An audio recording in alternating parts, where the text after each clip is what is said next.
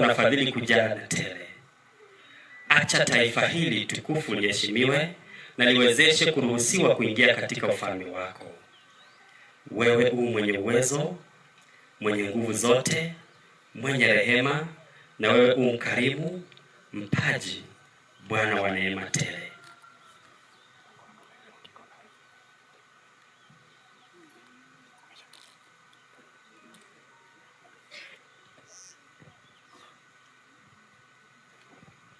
Thank you very much, Victor, for that beautiful prayer.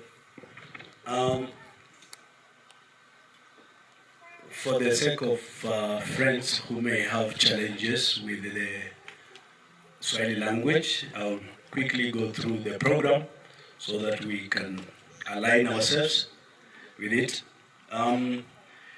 We were supposed to be seated by 9 a.m. and immediately open the program with prayers at 10. Between 10:30 and 12, we will have a series of tributes to the late beloved Councillor Munubi, from the neighbors, friends, relatives, local administration and family. We will then quickly proceed into the Baha'i funeral program, which will commence with songs, prayers, devotions, and there will be a talk on life and death, concerning life and life after death. And then they will have condolences from the local Switch Assembly of the Baha'is of Luanda, local Switch Assembly of the Baha'is of Kakwema, all regional Baha'i councils in Kenya, National Baha'i Administrative Committee of Southern Sudan. We will also have tributes from the National Switch Assemblies of the following countries: Kenya, Uganda, Tanzania, Seychelles, and Mauritius. We will also have messages from the Continental Board of Councillors, which an institution that the late Aggrey served. We'll have tributes, also condolences from the International Teaching Center from Haifa, Israel, and eventually a message of condolences will also be presented from the Universal House of Justice. At 1 p.m. we'll have vote of thanks and procession to the graveside at 1:15. We will then have the obligatory prayer for the departed at 1:30 p.m. and at 2:30 p.m. we should be laying to rest our beloved, the late Aggrey Munubi.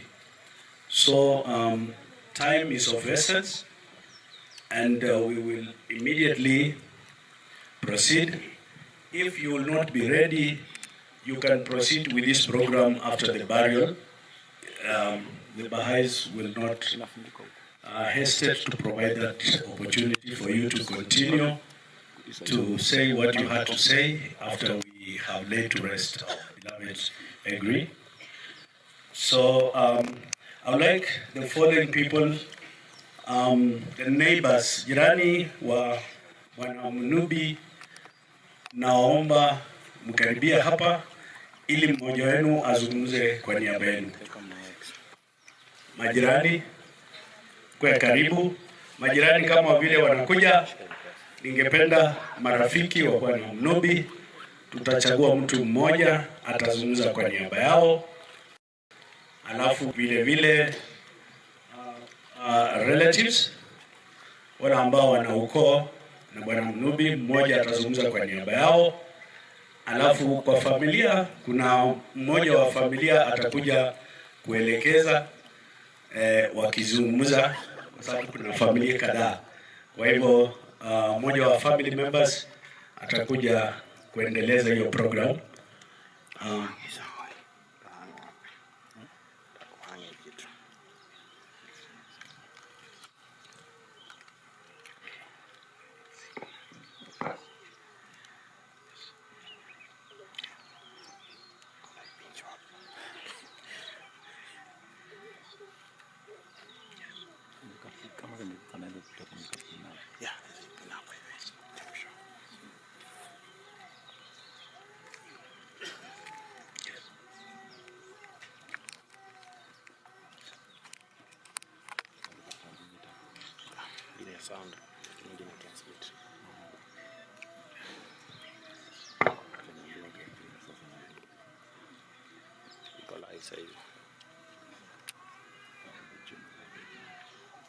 Naomba majirani muwe tayari.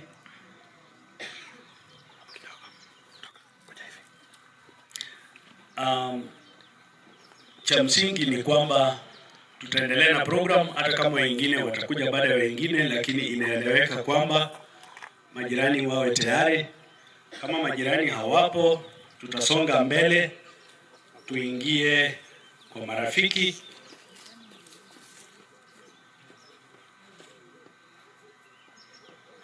Thank you. Kanisa Andalisi ambaye imesimamia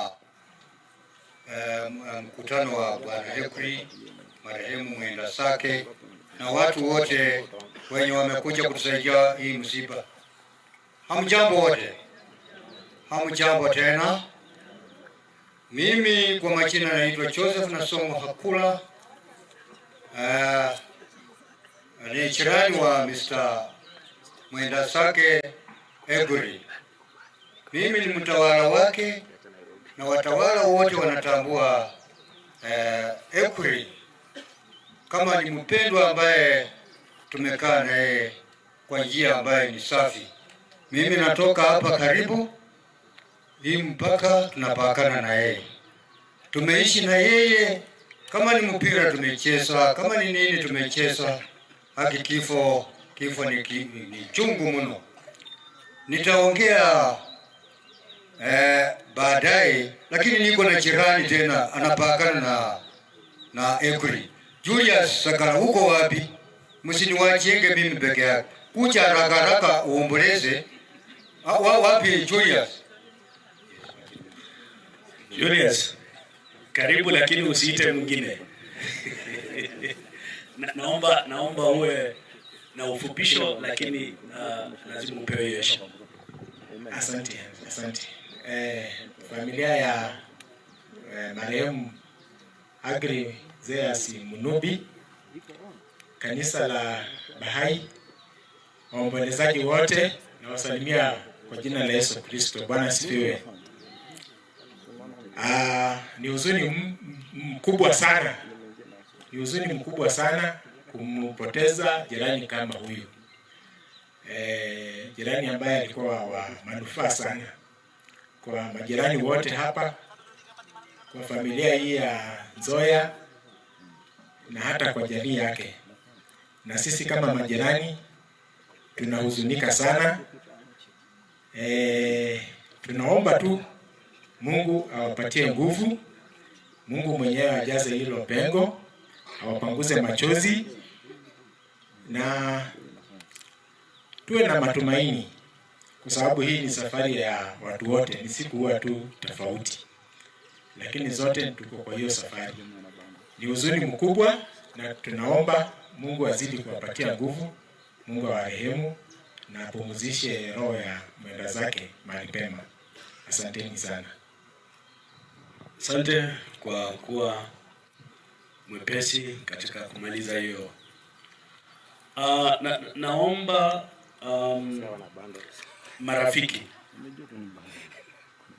marafiki wa Aggrey angalau mmoja aje azungumze.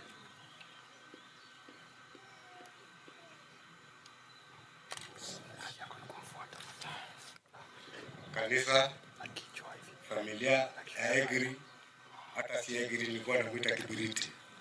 Hamjambo.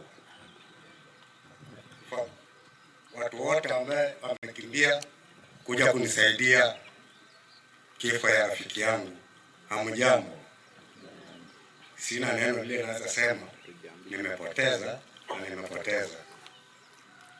Na Jokaru unika. Apenjo ni unika. Adiye. Fayano. Kamano. Asante. Mimi naona nimeshtuka mimi kuongea Kijaluo. Nilikuwa naongea na bibi wa Aggrey kwa Kijaluo, lakini alikuwa nijui. na alikuwa rafiki yangu sana. Nimepoteza. Siwezi wachosha, ni hayo tu. Asante sana. Kwa majina tena tukumbushe. Sawa, kwa majina najulikana kama Ayuya, lingine leo natambua sana ni Sharifu ama Arifu. Asante sana Sharifu. Naona tunaenda vizuri. Ningependa Bwana Jafes Muvuia achukue hii nafasi kukaribisha relatives and family.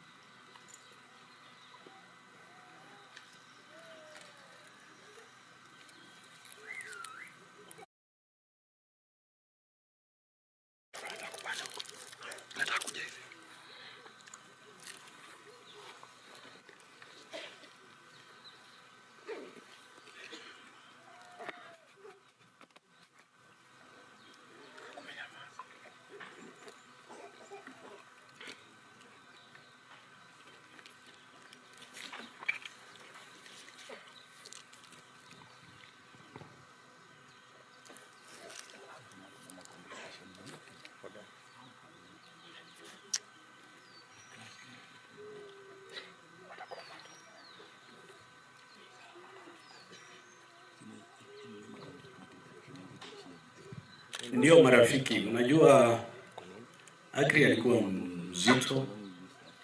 There are so many vested interests na kila mtu anataka kuzungumza, lakini naomba kwamba kwa sababu tuko katika program ya kumsindikiza Aggrey, tutakuwa wapole, wanyenyekevu na wakutii amri ya dini ambayo ingependa kuhakikisha kwamba wanamlaza Bwana Aggrey kwa heshima zote.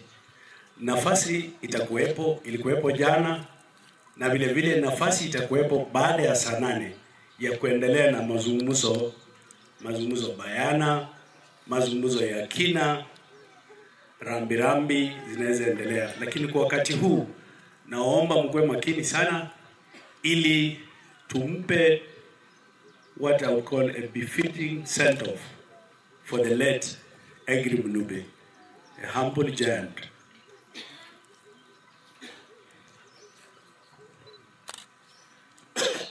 Asante. Kanisa letu ya Baha'i, wageni wetu wote, familia, ukoo na majirani, hamjambo tena. Kwa sababu tumeanza program kama tumechelewa, nafikiri tutapata tu mtu mmoja ama wawili wazungumze na wengine tunaweza kuzungumza baadaye. So ningependa kuita Juma kama yuko. Juma yuko nasi hapa? Kama hakuna, wacha Alex aje aseme neno, asalimie tu.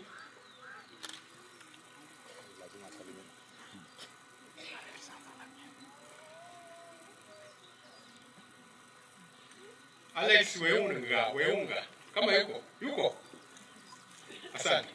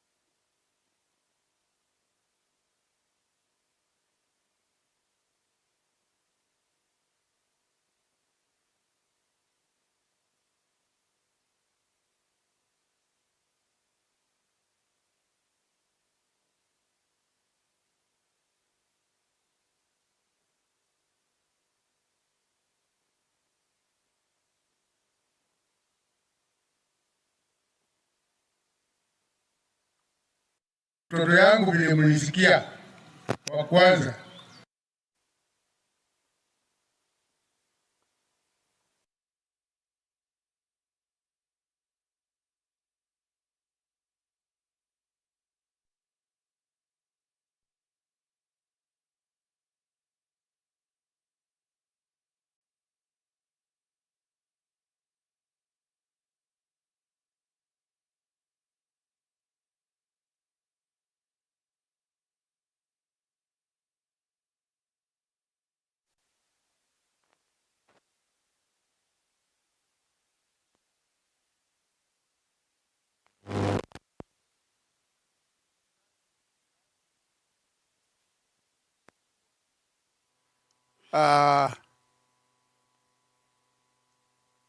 Familia yake wakumbuke mtoto wa Munubi aliwacha Gladys.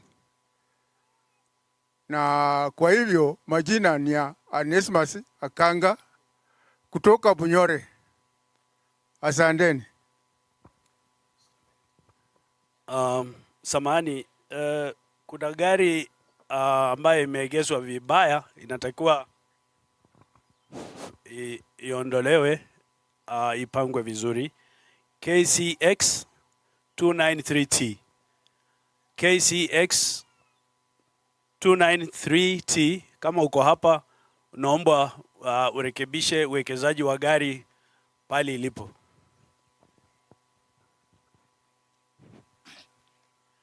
Asante. Mama Rebecca yuko asalamie tu. Kwa sababu ya muda.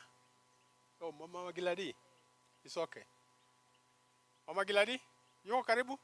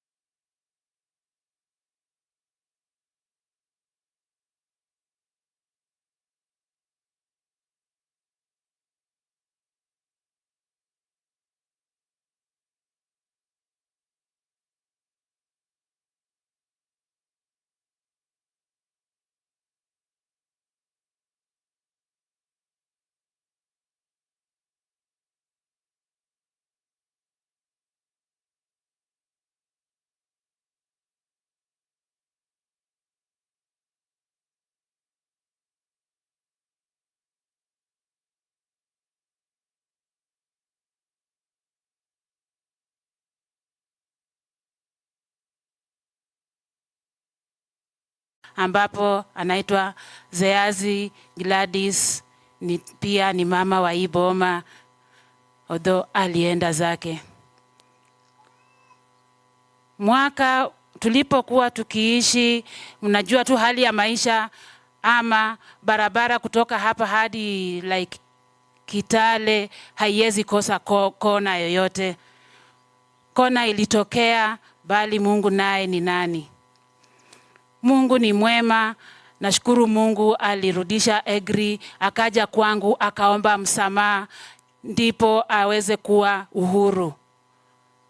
Siwezi danganya wala kusinzia. Aggrey alikuwa amerudi kwangu kwa ajili ya mtoto, aone maisha ya mtoto inaendelea namna gani. Ninapoenda hivi, haikuwa kupenda kwake, kulikuwa kupenda kwa shetani. Mungu pali ameenda amuonekanie, and may his soul rest in peace. I am Rebecca Munubi. Asante. Asante sana. Na nataka tujipange vizuri kabisa. Mzee Japheth atawapanga vizuri, mkuje kama mmejipanga, kwa sababu tunafanya live streaming kwa television. Kwa hivyo ni vizuri muelewe hilo.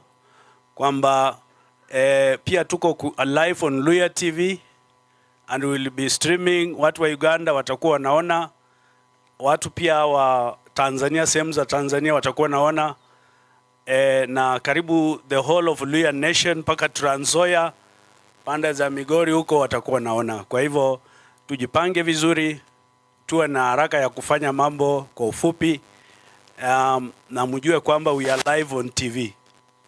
Thank you. Asante. Ningeita Mama Roda Midiwo. Sijui kama yuko. Mama Roda.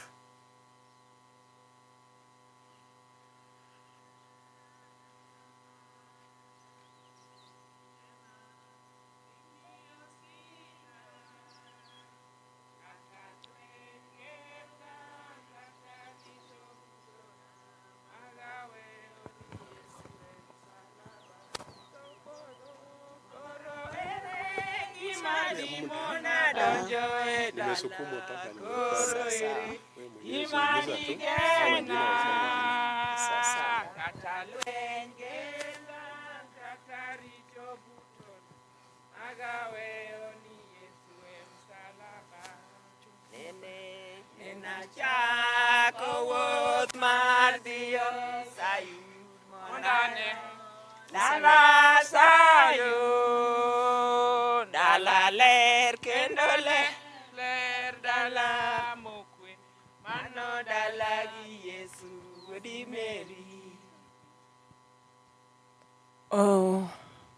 kwa kanisa, wageni wote, familia ya Aggrey na waombolezaji wote, ninawasalimu katika jina la Yesu. Bwana asifiwe. Amen. Bwana asifiwe tena. Amen. Asubuhi ya leo tunashukuru Mungu kwa ajili ya maisha ya Aggrey, na zaidi ya yote tunamwambia familia pole kwa kupoteza kijana Aggrey. Pole sana kwa Vina na familia yote. Mungu awatie nguvu, kwa sababu hakuna mwenye anaweza watia nguvu pasipo ni Mungu. Hapa vile tuko familia moja. Mama Roda yuko na yeye ndiyo mkubwa. Kuna wakubwa hapa na tena kuna wadogo. Tuko familia moja. Tumekuja kuomboleza kwa sababu tulikuwa tunamjua, tena tulikuwa tumemtambua. Amefika mpaka nyumbani, ndipo sasa tumefika hapa. Zaidi ya yote, mimi ni mama yake mdogo. Kuna wakubwa wangu hapa na mama yake pia yuko. Kwa muda yenye iko chache, labda mmoja wetu atasema tu jina then mama.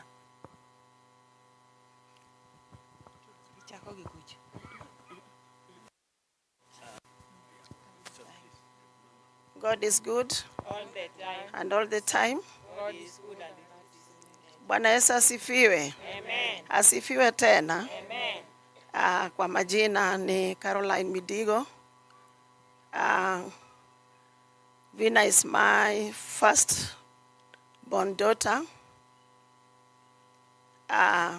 We have come to say pole to the family. Hatuna mengi.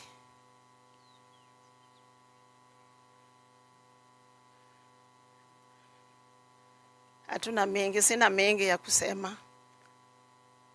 Ningesema tu pole to the family of Munubi. Pole to the family of Aggrey. Pole to Vina. Just take heart.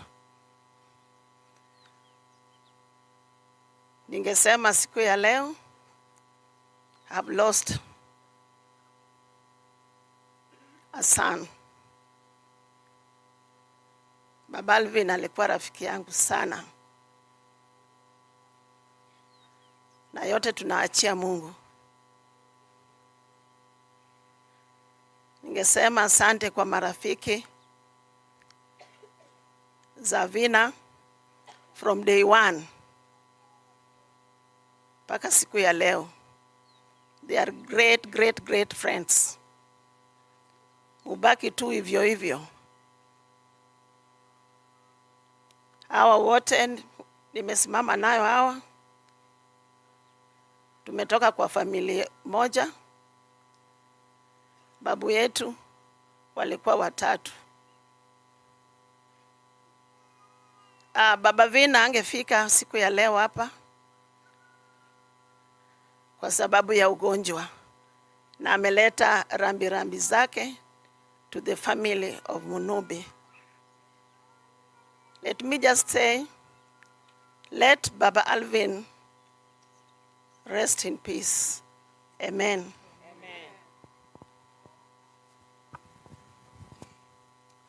Nawashukuru sana, poleni. Vile muda unapoenda unayoyoma, na sisi tuko na ratiba ambayo hatutaki kubadilisha. Kwa hivyo itabidi tutanyima watu wengine nafasi ya kuongea ikiwa mtakuwa wepesi na wafupi kwa kunena.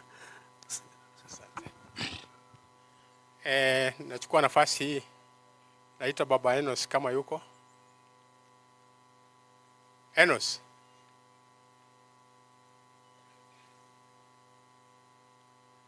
Abisai.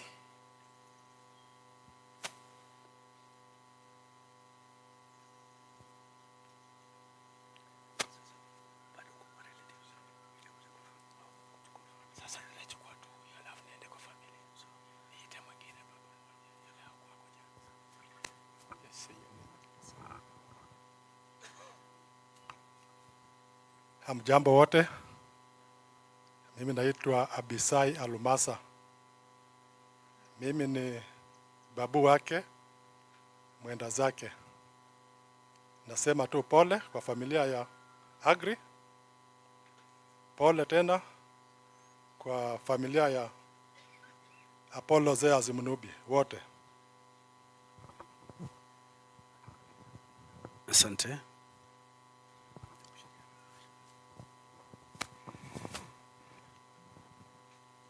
Waombolezaji wote na msalimu, hamjambo. Kwa majina naitwa Alumasa Enos, na nimepata maelezo hapa.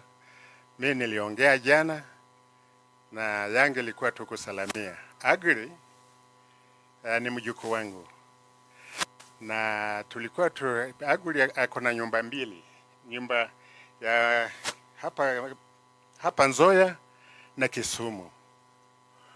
Na Aggrey akiwa anakuja hapa Nzoia mpaka nipitie, na tulikuwa tumepanga maneno mengi sana na Aggrey, lakini hayo yote tunawachia Mungu. Asante. Asante. Joshua Almasa. Salamia tu. Wewe uko wako jana, wengine walizungumza jana. Kanisa ya Baha'i, jamii na wale wote ambao wamekuja kutusaidia matanga ya mtoto wangu, hamjambo. Hamjambo tena. Mimi sina mengi. Aggrey ni mtoto wangu, na tangu mtoto wake tuliishi naye vizuri, na mpaka wakati huo ametoka, ametuacha katika majonzi mengi, lakini hayo yote tunawacha tu kwa Mungu. Kwa wale ambao wamenisikiza, Mungu awabariki. Kwa majina ni Joshua Alumasa vile wamesema. Asante. Asante. Mama Abigail kama yupo, tafadhali kuja salamia kwa niaba ya wengine wote. Mnajua vile saa inaenda.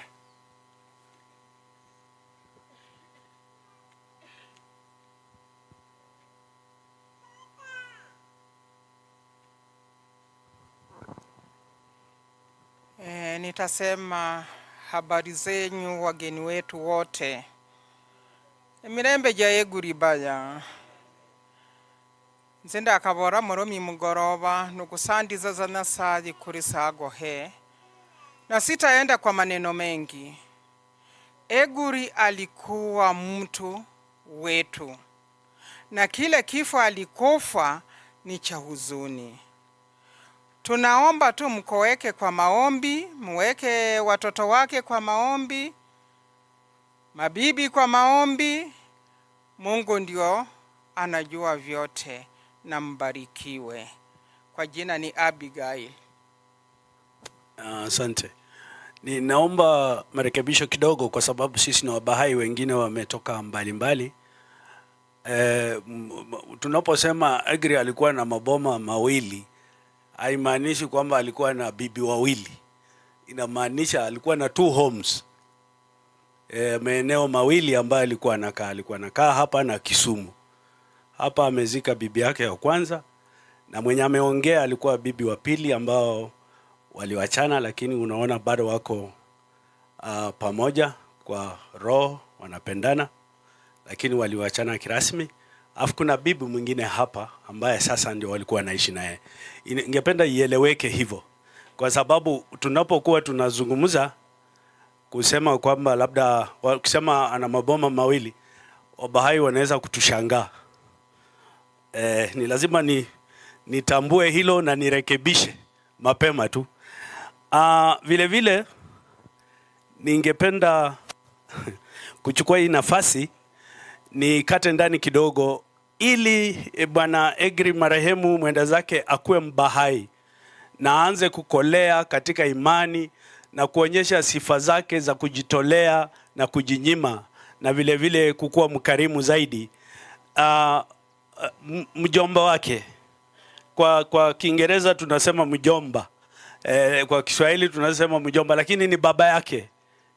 Marehemu Kansala Vuia alimlea vizuri, na familia ya Vuia kwa ufupi tu wanataka wapate nafasi kidogo, kwa sababu wengi wao hawako hapo, wako nje ya nchi, kupitia mmoja wao Ruia, wakuje waseme kidogo tu kuhusu mwende zake. Ruia, you have the tribute.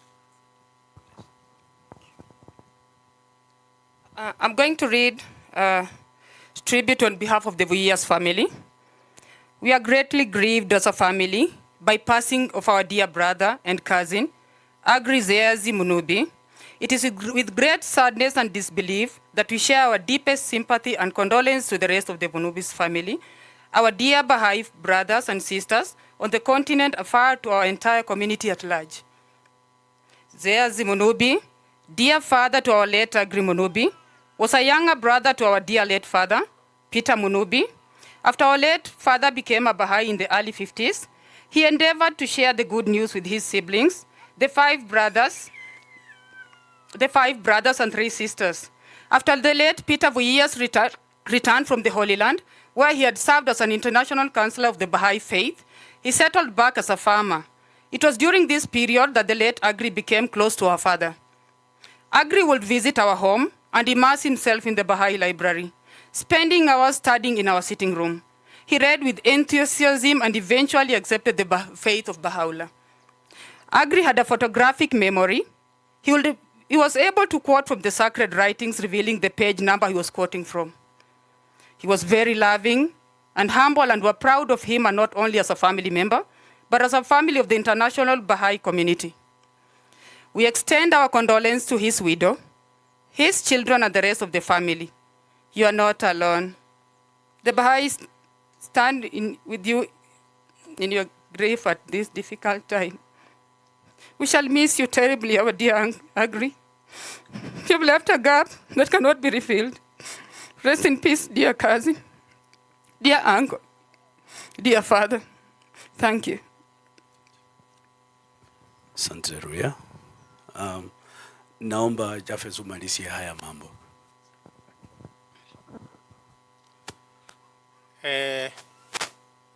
Ningeomba brothers wa Aggrey kama wako wasimame.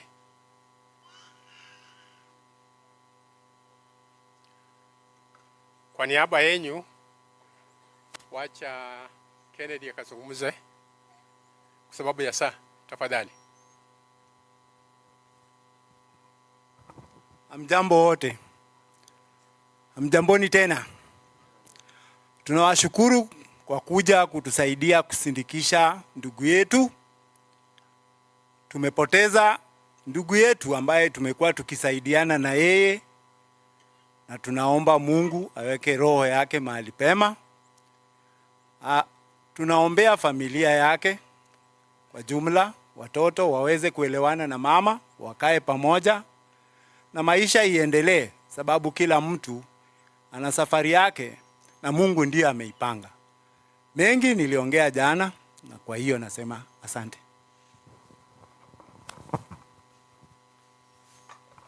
Tafadhali sisters kama wako, tafadhali muwevu tu mmoja azungumuze kwa niaba ya familia.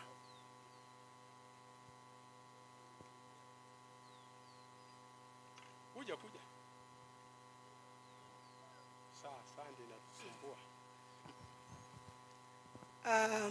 Majirani, marafiki na wote ambao wamekuja kuomboleza nasi siku hii ya leo, tunawasalimu katika jina la Yesu Kristo. Hamjambo. Yetu ni kusema tu shukrani kwenyu kufika kuomboleza pamoja nasi. Na Aggrey ni ndugu yetu tuliyempenda sana na alitupenda zaidi. Aggrey alikuwa mtu ambaye aliunganisha familia yetu, na tuna huzuni mwingi, na tunaomba tu ya kwamba mzidi kutuombea. Mwenyezi Mungu azidi kutufariji, azidi kufariji watoto wake na familia yake. Mbarikiwe. Asante sana Evelyn. Asante vile nilisema, kwa sababu ya muda mtaniwia radhi. Nataka nilete watoto wa marehemu Aggrey. Watoto mahali mpo, tafadhali simameni mkasalamie mkutano wa baba. Songa huko, songeni huko. Unajua wale naweza kuanza. Habari zenyu. Kwa majina naitwa Godwin Kaisha. Wakati my dad was serving, it's been a while since I spent time with him. So 2020, after service, is when I started spending time with him. He wanted to bring us together. As you can see, ni kama kila mtu amevaa rangi yake. But he wanted to bring us together as his children. We be as one. So we got to spend time with him from 2020, 2021, 2022, until now. I'm still hurt, but I thank the Baha'i friends for sending me some of the holy writings which have really helped me. Thank you all, and may his soul rest in peace. Family, the Baha'i friends, and the rest of the people, thank you so much for coming. Thank you. All I can say about Dad, I've already written here. I'm Viola. The only one thing I can say is he was enough. No matter the ups and downs, he was enough, and I wouldn't wish for any other father. He was the best. Thank you. Hello everyone, I'm Zeyazi, daughter to Aggrey. All I can say is that he tried the best he could to raise us the way we are, and I would like to believe that he did the best job that he could, and I hope that his soul may rest in peace. Dad, with you around, nothing is left impossible. Despite the distance, I have always felt so close to you and supported by your love. You are my best friend, my advisor, my cheerleader, mentor, and protector. You are Dad who was so special, loving, always happy, kind, caring, understanding the unconditional love you had for us, and always there for us when we called for your support. You are loved by all, and life has never been the same since you left. We will always thank you for good background you gave us. We will forever miss your good advice, but we know you will be with us in our hearts. Dad, you are selfless. You lived for others, always willing to help. You are a team maker, always there for peacemaking. I'm very grateful for all the time you spent with us, and I will always celebrate you. Thank you for being the best dad. I will always honor you all our life. Today we celebrate you and your legacy as we pray for your soul to rest, Dad, dearest. May the Lord bless you with peace and happiness wherever you are. Rest in peace, Dad. I am Zeyazi Ongayu Gladys. Friends and family, thank you for coming. I'm Valerie Luvaliza. Me and Viola, we are twins. We came right after Kaisha. And all I can say is thank you. That is everything I had to say since all this began, is thank you. He did everything he could, and he was the best. So thank you. Hello everyone. My name is Brian Griffin. All I can say about Aggrey, our dad, he was very loving and he had a good heart. That's all I can say.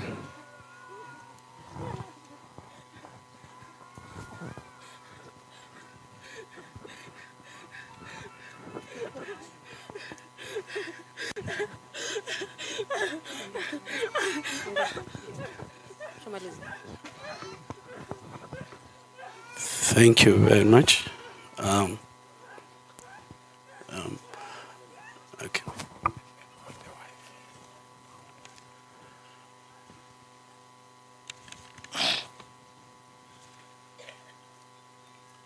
Unaweza kutupatia wimbo niite bibi ama niite tu direct wimbo?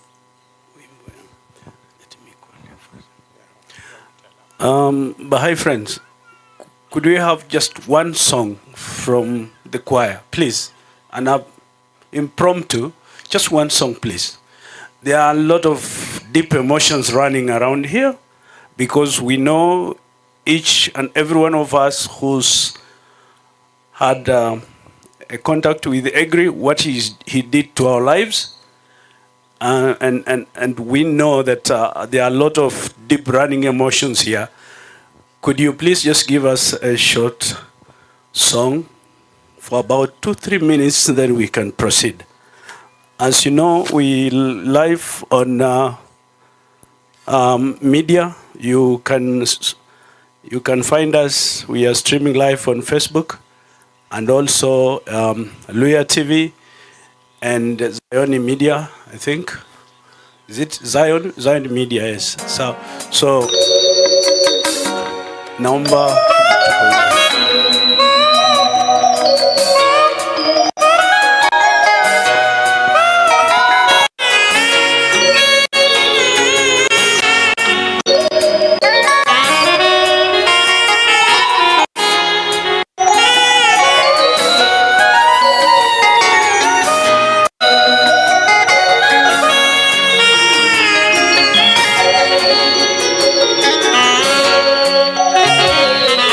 God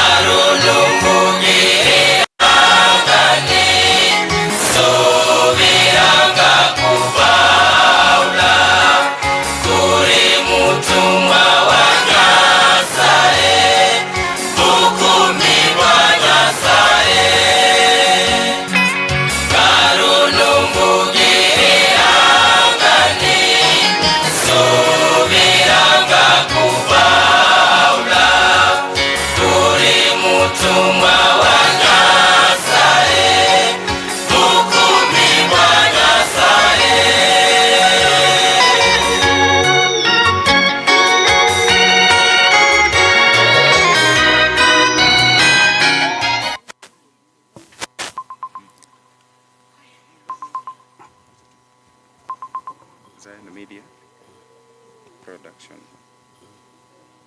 YouTube. Follow. Ama yule mwenye ako nyumbani anaweza Leo TV pia. Yatumwa kwika mwiro bahasi kurandiza ingana lilye kukumi bwana sae wahaula numwana wanya sae yatumwa kwika mwiro bahasi kurandiza ingana lilye kukumi bwana sae.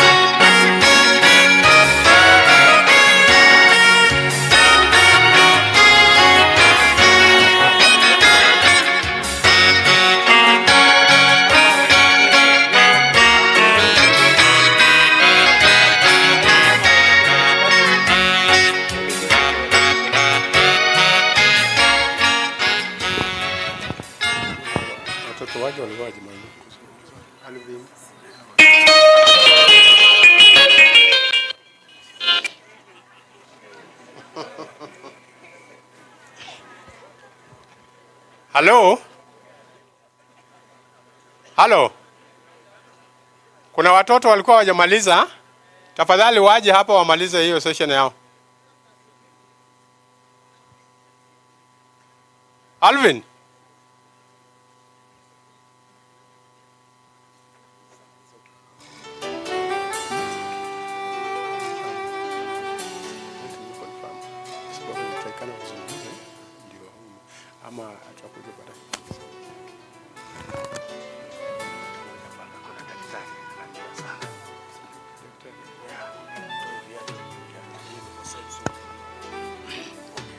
Okay, nafikiri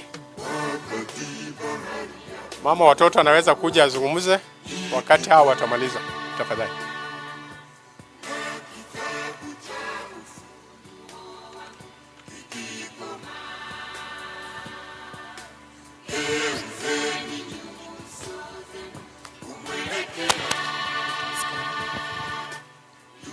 Hello, friends. Hello again. To Christians, God is good, and all the time. I want to thank all of you for taking your time to come and help me grace this occasion today. I thank you all from the bottom of my heart. Thank you so much.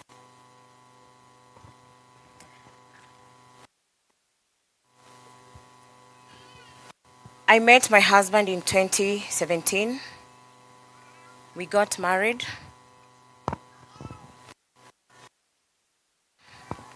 Was a loving husband to me, very caring husband.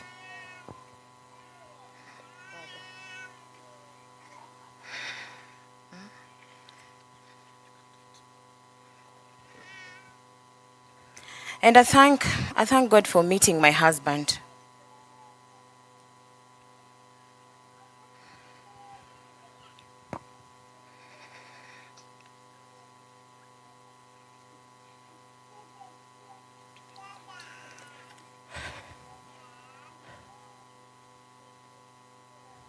I want to thank God we had a loving family with my husband. Caring family. My husband was so caring to the children. He was a great father to the children. We shall dearly miss him. I will dearly miss you, my loving husband.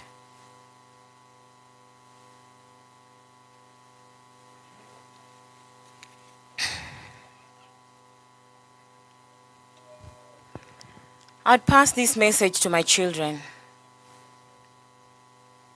all of my children, and let them know and just request them to help me make Daddy's legacy to continue.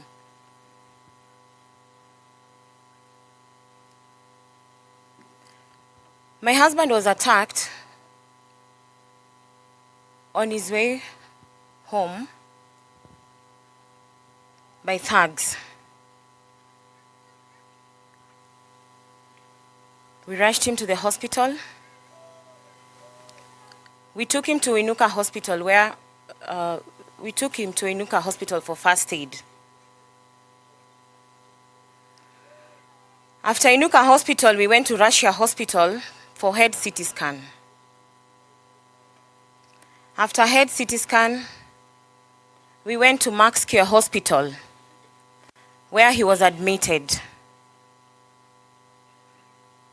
and taken to the ICU because his condition was so critical.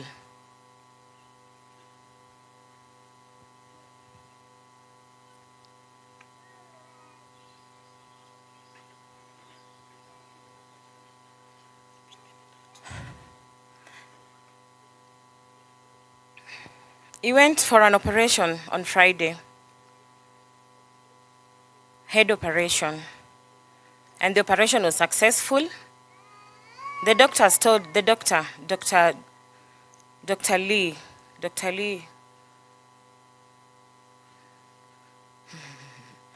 told us that the operation was successful.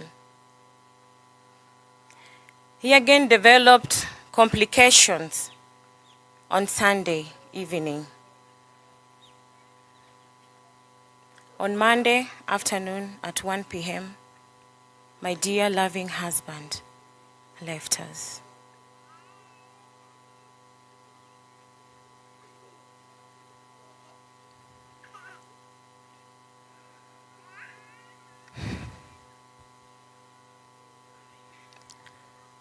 I want to thank my family members,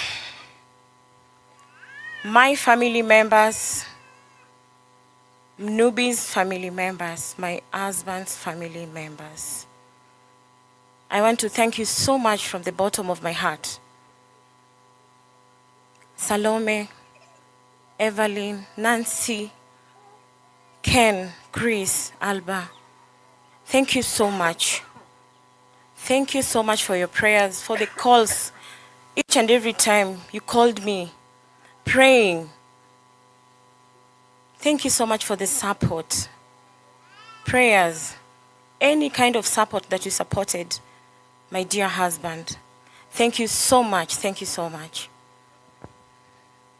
I want to thank Baha'i friends. Baha'i friends, thank you so much. May God reward you abundantly. Thank you from the bottom of my heart. That day, I didn't know what to do. I was so confused with the kids. I was with the children. We were all confused. We were at Max Care Hospital. I called a few friends. I called Councillor Townshend. I called Lynette. I called Tom Kidake. I want to thank them so much. That day, I was so confused. And they really responded very fast. Thank you so much. Thank you, Baha'i friends. Every Baha'i friend who offered prayers. Every Baha'i friend who offered support, financial support towards Aggrey's treatment, my husband. Thank you so much. Thank you, thank you. May God reward you abundantly. Thank you. I take this opportunity again to thank my family members, my parents, my mother, my father. Since the day one, the day that incident happened, I called my parents immediately, and they came to the hospital immediately at Inuka. Thank you so much. They were there with me throughout until the last day that my husband died. Thank you so much for your prayers. My aunties, my brothers and sisters, thank you so much. Max Care Hospital gave us one room. We used to go down on our knee, praying, crying out to God, crying out to Baha'u'llah to grant my husband another chance to live.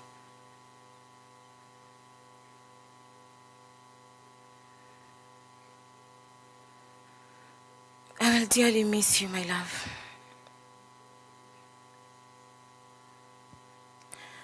I also take this opportunity to thank my children.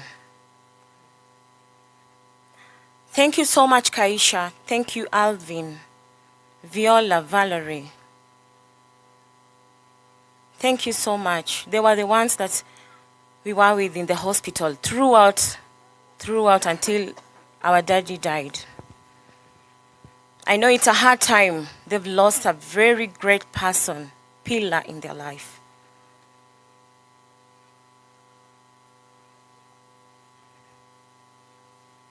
Thank you so much, my children. Thank you. I pray for unity. I pray for God to protect us, to see us through all this. I also thank my son Brian, my son May, for the phone calls and prayers over the phone.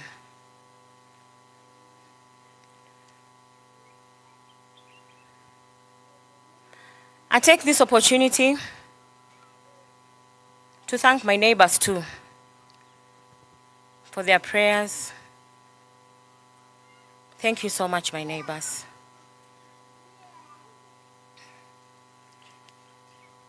I have Chama friends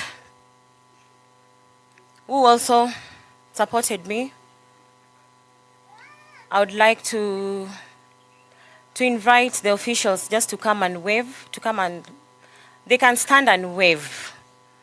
I have Ramogi group. Ramogi group, can you stand and wave to the congregation?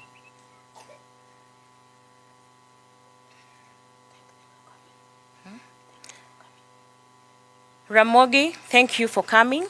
Thank you so much. Serious friends, can you stand up and wave? Thank you so much for coming. Distinguished ladies, can you kindly wave? Thank you so much for coming. My neighbors from Kisumu, stand up and wave kindly. Thank you so much for coming.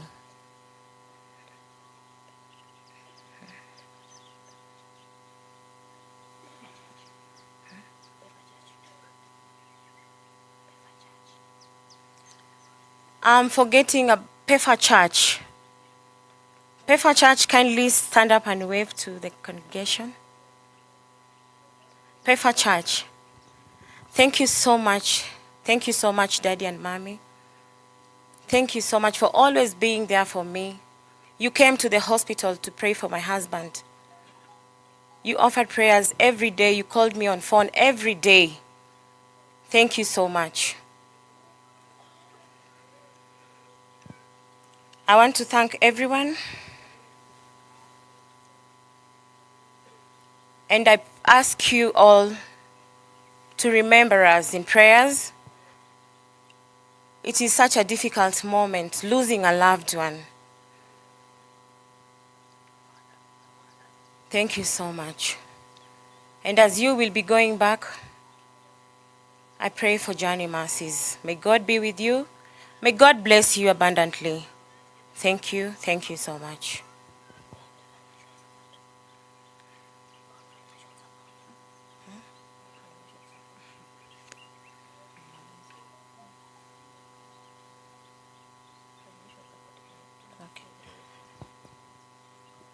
Finishing, I forgot to thank everyone for the financial support. Everyone who helped me in my husband's funeral arrangement. Firstly, from treatment and funeral arrangements. Thank you so much. Be blessed.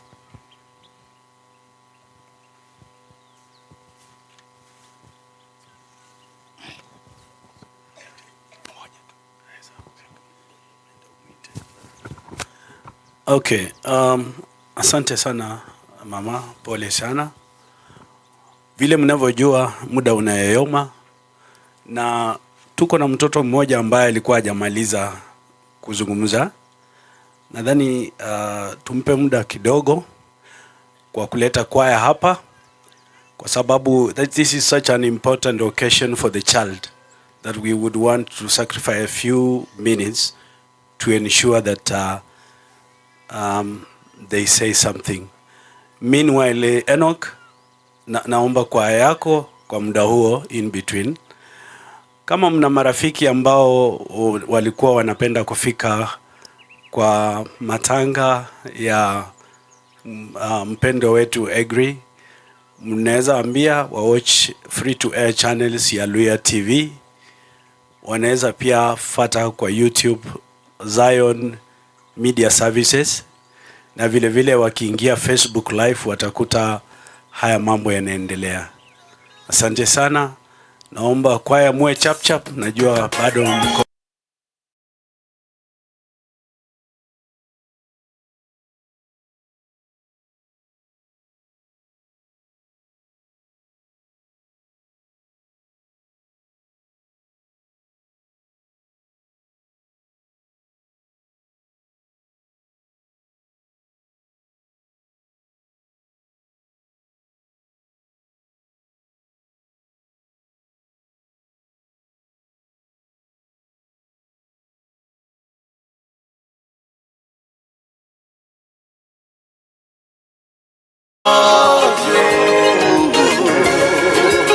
Na hawatashuhudia ishara za msaada na uthibitisho kutoka kwa ufalme wa Baba, wala kuzifahamu siri takatifu. Hata hivyo, wakati ulimi wa mwalimu unaposhughulika katika kufundisha, kiasili yeye mwenyewe atachochewa.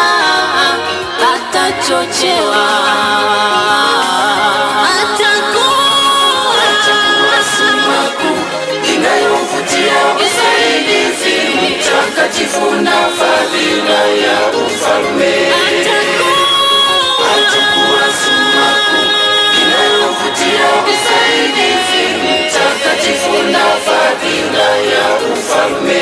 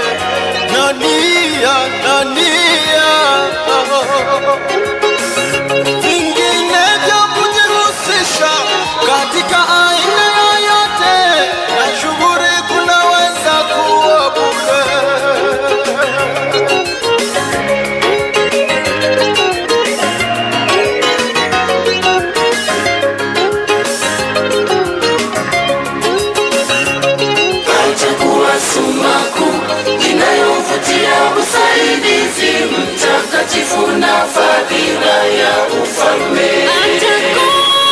Atakuwa sumaku inayovutia usaidizi mtakatifu na fadhila ya ufalme.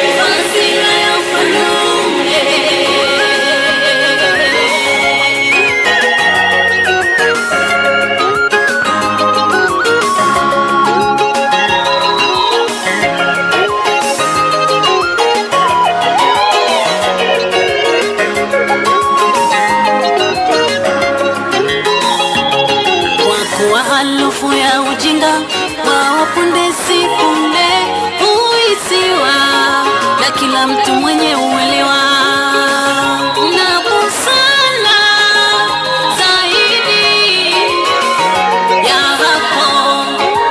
Marafiki ni lazima waheshimu nyakati mahususi kwa ajili ya kumkumbuka Mungu ambaye mwenyewe anachangamshwa na uimbaji wake mwenyewe, ambaye yeye mwenyewe anachangamshwa na uimbaji wake mwenyewe, madoido yake na rahani yake yake yake yake, madoido yake na rahani yake yake yake yake.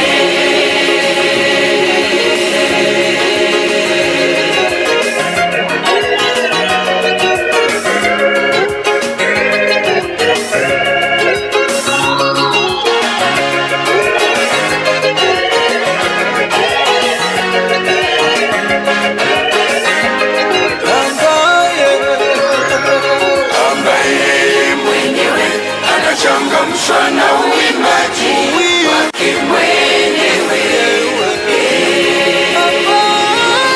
ambaye yeye mwenyewe anachangamshwa na uimbaji wake mwenyewe, madoido yake na rahani yake yake yake yake, na rahani yake yake yake yake, madoido ya rahani madoido madoido.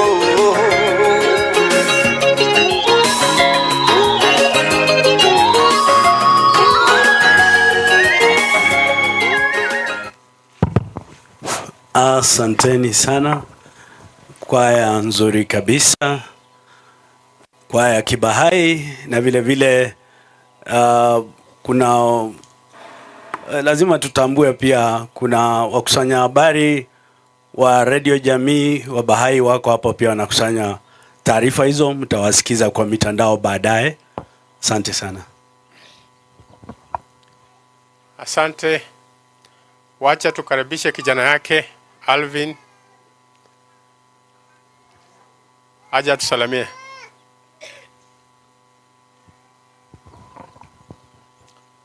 Amjamboni wote. Nasema asante kwa kuja wote. Tunashukuru sana. Mimi ndo kijana, tuko wawili na ndugu yangu watatu na wengine wawili. Tunashukuru sana kuja kwenu. Tunasema asante wote. Tunajua hali si rahisi, lakini tutang'ang'ana.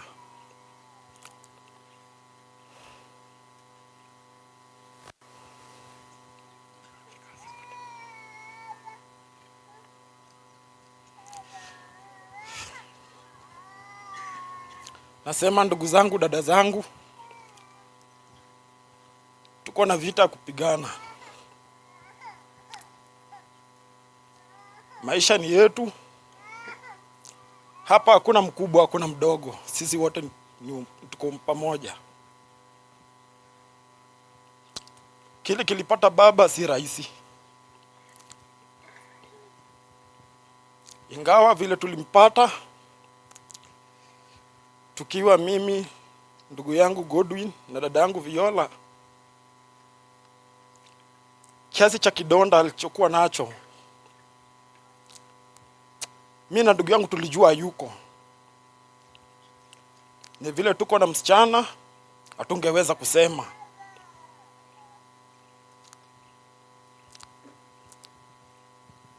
Tunashukuru alijaribu kupigana, lakini kile naweza sema, madaktari mwambie watu ukweli. Kama huwezi tibu mtu, wachana. Ingekuwa uwezo wetu tungemwacha hiyo siku tarehe 19. Hata yeye alikuwa anatuambia tumuache aende. Lakini kwa vile sisi ni watoto wake, na kwa vile ni hali ya mambo mengi ya maisha, hatuwezi wacha, lazima tupigane kama watoto. Baba alijaribu, hatuwezi sema. Aling'ang'ana akatutoa sehemu mbalimbali mali tulikuwa tumeenda tukitawanyika, tukitafuta. Aling'ang'ana tukafika Kisumu wote. Hiyo nasema, hata kama aliumia tarehe 19, bado yeye ni shujaa jinsi alivyo. Na tunampenda bado mahali alipo. Alitaka kupumzika mahali roho yake itataka, na jinsi alivyosema anatamani kwenda kukatika mziki Prince Inda, na ndio ameenda ametulia, wacha akatike na malaika. Tunasema asante wote. Tusaidiane kwa hii hali na hii maisha vile tunaenda. Tuko na wadogo bado wanasoma. Tutang'ang'ana jinsi tunaweza. Nasema kanisa la Baha'i asante. Marafiki wote asante. Tunashukuru wote. Msijali kwa nini nilitoka kidogo. Nilikumbuka kitu vile nilibeba dada yangu. Na nasema asante wote kwa kukuja. Mmekaribishwa, feel free. Wale hatujakutana nao, hatujasalimiana kwa mkono, pokeeni salamu. Salimieni wenzenu mahali wapo. Mzidi kuja kutembea. Mahali tutakutana, tutatembea, tutajuliana hali. Nina mengi ya kusema, lakini acha nimalizie hapo. Thank you very much. Japheth, I want to profoundly thank you for the way you have handled this session. That is something that is very critical for this process. I would like you to say a few words before. Asante wageni wote wa kijana wangu Aggrey. Nachukua nafasi hii kumsalamia na kumkaribisha hapa. Na kusema asante kwa vile mmemaliza, mmewacha kazi yenu, muje mkasindikize mpendwa kwa ile heshima yake. Narudisha shukrani. Kila ningesema tu ni ya kwamba wakati maneno yote ilifanyika, mimi nilikuwa mgonjwa. Singeweza kufika. Na nashukuru wale ambao walishughulika na mwili wa mpendwa.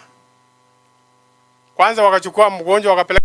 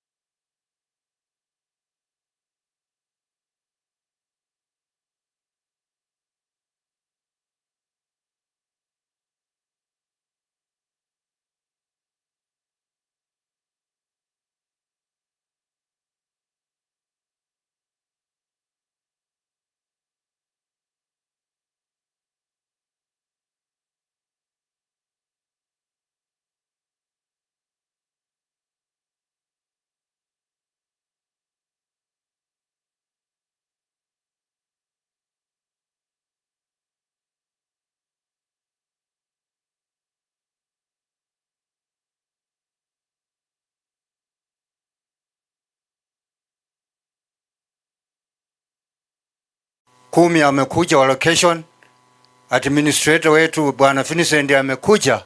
Sina mengi isipokuwa nilikuwa napenda Aggrey na nimehusunika kabisa. John, kuja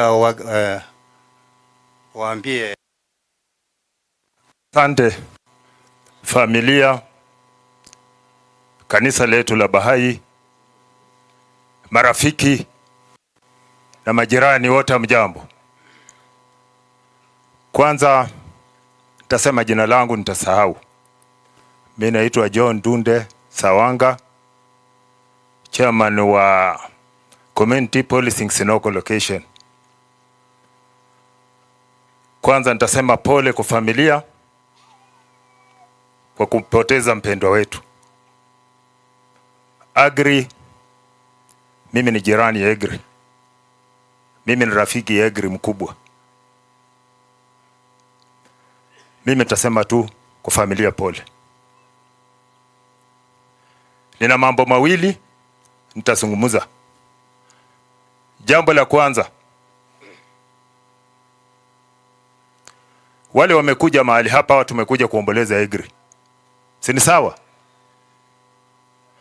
Lakini kuna wafanyabiashara wamekuja kufanya biashara hapa. Kuna wale wamekuja kulia Aggrey, kuna wale wamekuja kupora mali hapa. Wakati tuna matanga, kuna sherehe, kumekuwa wizi wa baskeli na wizi wa pikipiki. Kwa hivyo kama umewekeza pikipiki mahali, tafadhali angalia ni nani umekaa na yeye. Sawa? Jambo la pili, nimesikia baba ya Aggrey mdogo akisema wale walitenda hiyo kitendo wasamehewe. Mtu yetu ameuawa. Wewe una kabisa tu mwasamehe na ameua mtu wetu? Upanga kwa tukubaliane. Hata labda wale waliua Aggrey wako ndani yetu hapa, wamekuja kujua nini tunasema. Sisi tuko na hao moja kwa moja. Na serikali tunaomba, mimi nikiwa ndani yake, tutafanya juu chini ule mtu aliua Aggrey apatikane. Mwisho, mambo ya disco matanga ilipigwa marufuku na ni Kenya mzima. Sisi tumeng'ang'ana, siku ya Harambee nilikuwa hapa. Tukasema vijana wetu ambao wanapewa nafasi ya vyombo vya kutangaza, kama ni kuomboleza tuomboleze gospel. Si ni sawa? Tukasema kama unataka disco, enda kwa OCS upewe permit, uweke wapi? Sokoni. Chairman wangu wa sublocation hapa amenipigia simu usiku kucha. Wakati tunasema msiki siwekwe, ndio mnaweka volume. Vijana wetu, tafadhali tuheshimiane. Si vizuri vyombo vyako vichukuliwe uanze kusema umedhulumiwa. Mwisho, tuna matanga kwa mheshimiwa hapo. Wazazi mko hapa. Watoto tafadhali. Watoto wamekuwa hapa kama nziki usiku kucha. Nyinyi wazazi, wakati watoto wanatoka kwa nyumba, hamjui wametoka? Hamjui? Sawa sawa. Leo wacha watoke kwa Munubi waelekee kwa mheshimiwa. Nafasi iko huko kubwa. Tunaomba waende huko. Ambieni watoto wenu wakuje huko. Asanteni sana na Mungu awabariki. Asante. Familia, kanisa la Baha'i na wale wote waliokuja kumwomboleza Aggrey. Hamjambo. Kwa majina naitwa Dondo Vincent, nikiwa area administrator hapa. Kabla niongee, wacha nimkaribishe village administrator mwenzangu kutoka kwa county jirani. Kanisa andalisi ambayo imesimamia matanga ya mtoto wetu Eric. Viongozi mbalimbali ambao wako mahali hapa, wakiwemo wenzangu area chief na my fellow administrator, na waombolezaji wote ambao wametoka nchi tabaka mbalimbali, na wasalimu kwa jina la Yesu. Hamjambo. Hamjambo tena. Majina yangu ni Edina Naliaka Nyongesa. Natoka hapa ng'ambo, shamba ya kina Aggrey kiisha, hapo ndio kwangu. Kwa hivyo nataka kusema si ni family friend ya kina Eric na Albert. Kwa hivyo nataka kuambia mjane kwamba pole, Mungu wa amani atapata kuwafariji. Ningependa tu kuomba jambo moja, ingawa pole programa. Watoto wetu wametusumbua sana wakati tumekuwa na hii matanga. Wakati nimekuwa nimelala huku nyumbani kasikia nduru, lakini nikajipa ujasiri kwa sababu I myself am administrator. Nichukua tochi nikakuja mpaka kwa mfunje. Watoto walipigana kupigana. Na wakati waliona tochi yangu inamulika wakaanza kutawanyika. Hatujui ingekuwa vipi. Kwa hivyo nataka kuwaomba vijana wa huku na hata wangu wakiwemo. Nataka kuambia your brothers. Kwa hivyo mkikutana mahali msifanye mambo kama hayo. Nataka kuwaomba tafadhali na viongozi ambao wako hapa tutacoordinate chief ili mambo haya yasiendelee kuweko kwa sababu hii visa imeleta kifo kingi. Last but not least, nataka kuwaomba vijana. Kuna vijana huku wameanza kuuza bank na wanauzia watoto wa shule. Inatoka huku ikifuka huko ngambo. Kwa hivyo kama uko na mtoto wa aina hiyo tafadhali tusaidiane. Na mimi akipatikana katika mikononi mwangu hata ukuwe rafiki yangu sitataka kujua. Mungu amani apate kuwabariki. Thank you. Vile vile amesema wazazi tafadhali, shule zimefungwa. Na tupate take care ya watoto wetu. Sasa kuna hao wenye wamefanya class 8 na kuna wengine ndio wanaelekea kumaliza form 4. Let us keep them busy. Tunaweza wapeleka wapate hizi short courses za computer packages. So by the time results zinatoka, mtu at least akona knowledge. Otherwise tusipokeep watoto wetu busy, hii holiday ya miezi 2 inaenda kuwa ngumu kwetu sana, na wakati shule zitafunguliwa utapata tutakuwa na dropout nyingi sana na tupendi hivyo. Sisi county government ya Kakamega tumetangaza na ajira za kazi, nafasi za kazi kwa youths wetu. Senior county marshals na marshals. Hawa watasaidiana na vijana wetu wa kazi mashinani kufanya hizo kazi zetu, kufanya enforcement na kazi zingine ambazo tutakuwa tunawapatia. Qualification ya senior marshals ni KCSE grade D, alafu marshals ni KCP. So application ni online. Unaingia kwa mtandao wa county, unafanya application kabla tarehe 21 mwezi huu. Na tumai mmenisikia. Asanteni. Thank you sir. Jamii ya Apollo, wakazi wa hapa, kanisa ya Baha'i, wakazi wa Zeyazi Noko, hamjambo? Salamu zegu. Mimi nahuzunika sana mambo yaliyotokea. Kumua mwenzetu kama mnyama. That's not normal. Hiyo ni premature death. Ipate kushi. Mimi ni naibu wa chifu eneo hili.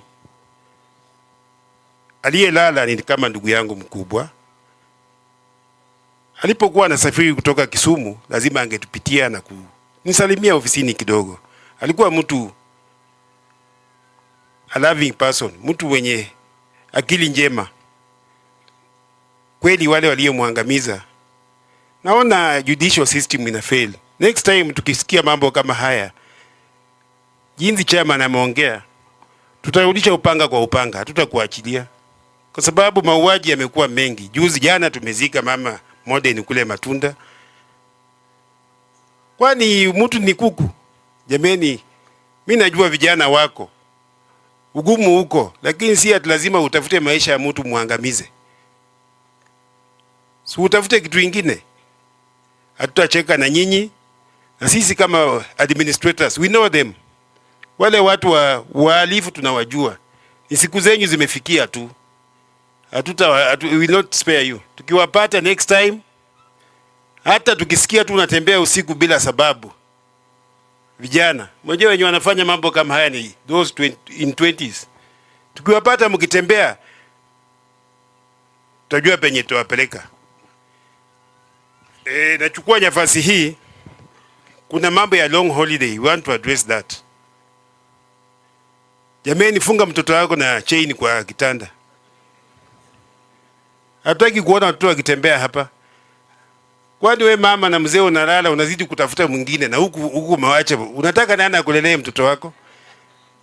Jameni, stay up. Mtoto wako mfunge. Hii long holiday inamaanisha jua mtoto wako mfunze maadili. Sio mwachie walimu kazi yote. Ndani nataka nitambue kama kuna mwalimu yeyote katika eneo hili. Aje aongee tu. Any teacher. Hakuna mwalimu? Hii jamii iko na wasomi. It's okay. Kama naona programu anasema haina shida.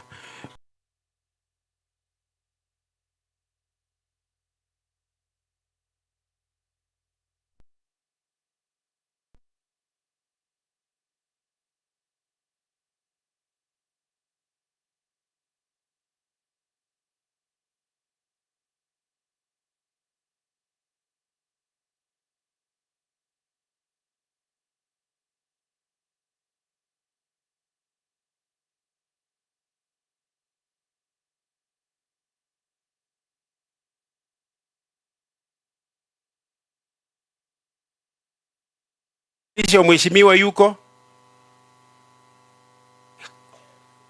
Hakuna programu.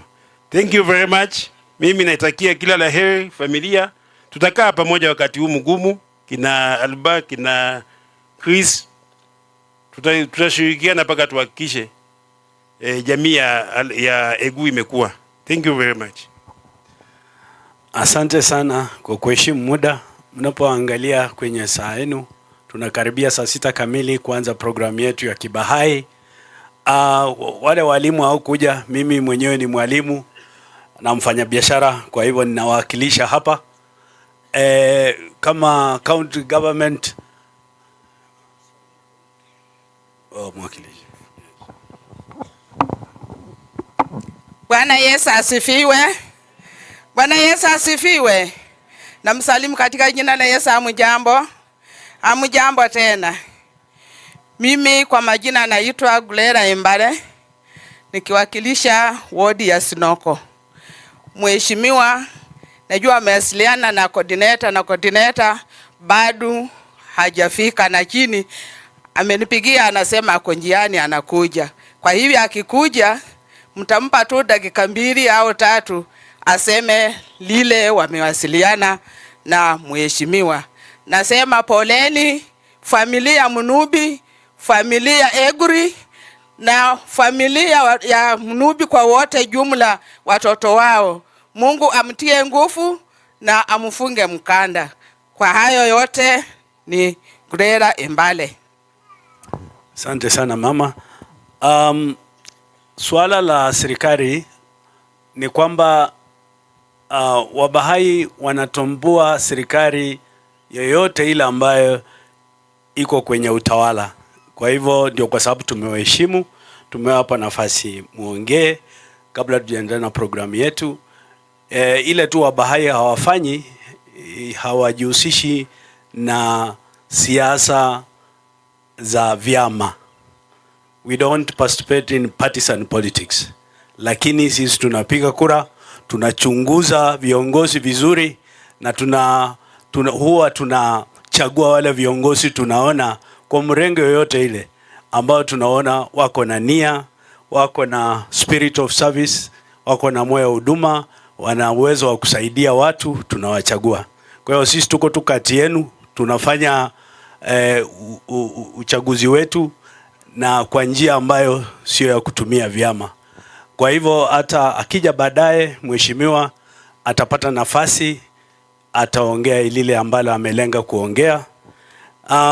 Nashukuru sana familia ya mwenda zake kwa kuturuhusu, kwa kujinyima kuongea mambo mengi na kutupa nafasi tuendeleze programu yetu. Ninaomba sasa tuingie rasmi, na tukiingia rasmi hapa hatutakuwa interfered with until we finish. Tunaingia rasmi kwa Baha'i Funeral Service, na ninaomba kwaya yetu ija hapa itupe wimbo moja, alafu tuwe na wale ambao wamepewa nafasi ya kusoma maandiko matakatifu pamoja na sala pia waje huku mbele wajipange. Kwa wakati huu mjiandae kuja huku. Alafu baada ya hiyo tuna mzungumzaji ambaye atanena kuhusu maisha na maisha baada ya kifo, awe tayari. Alafu rambirambi, naomba baraza la kiroho la Luanda, Kakwema wajiandae.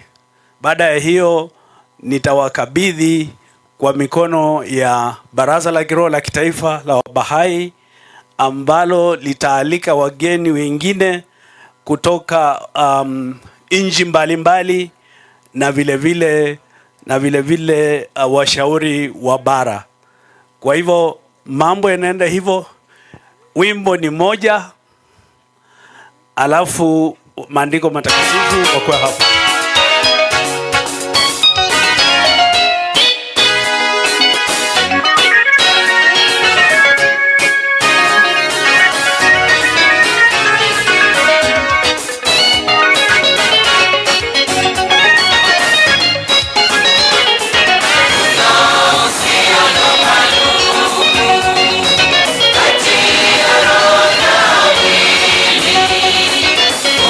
Uhusiano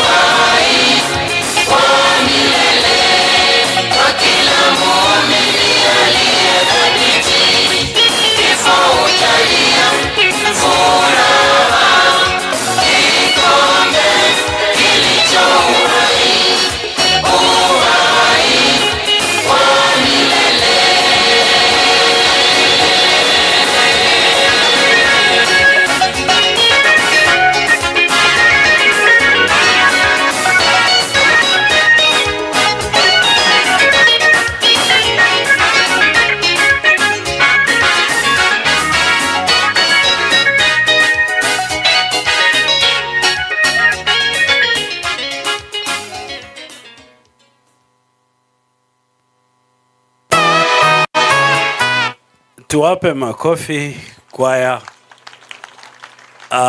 Kifo ni mjumbe wa furaha. Hapa duniani tuko hapa kwa muda mfupi mno.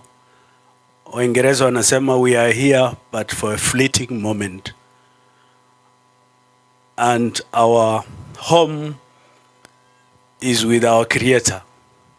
So Aggrey has gone to rest with the Creator. Those who are supposed to say devotionals, please kindly, without further delay, come over here. Yes, naomba wote ambao mna maandiko matakatifu muje hapa. Wote waje hapa. Kwa sababu pia niliwaambia program hii ya mwende zake Aggrey Munubi inarushwa moja kwa moja hewani kwa mitandao mbalimbali, na habari hizi pia zinakusanywa. Naomba mje hapa please. You organize yourself according to how you are going to say the holy writings and the prayers. I presume each one of them has an assigned number. I would like you to ensure that you organize yourself accordingly. Immediately after the devotional program, the person who's supposed to give a talk should be in the vicinity here. Karibu sana Rabala. Karibu sana, najua ulipotea njiani, ulikuwa unanipigia simu lakini nilikuwa mitandaoni. Karibu sana. Karibu mama. Hao ni marafiki zetu kutoka Kisumu, sehemu ya Homa Bay. Karibu sana.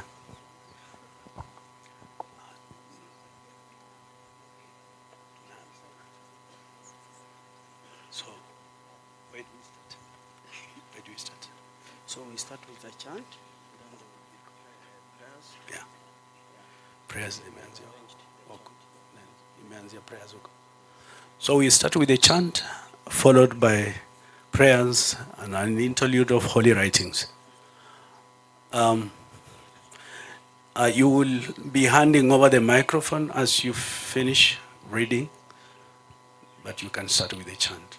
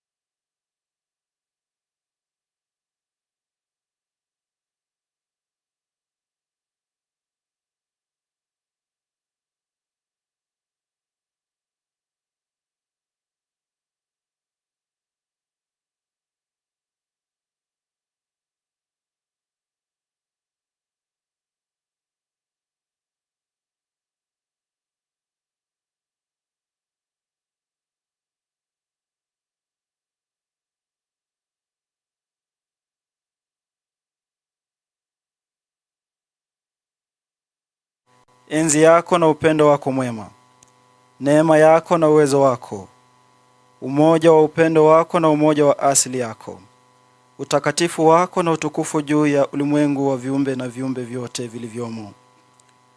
Mungu wangu, wewe waniona nikiwa nimejitenga kutoka vyote ila wewe, nikikushikilia kwa nguvu wewe na nikigeukia kwenye bahari ya ukarimu wako, kwenye mbingu ya fadhila yako, kwenye nyota ya mchana ya neema yako.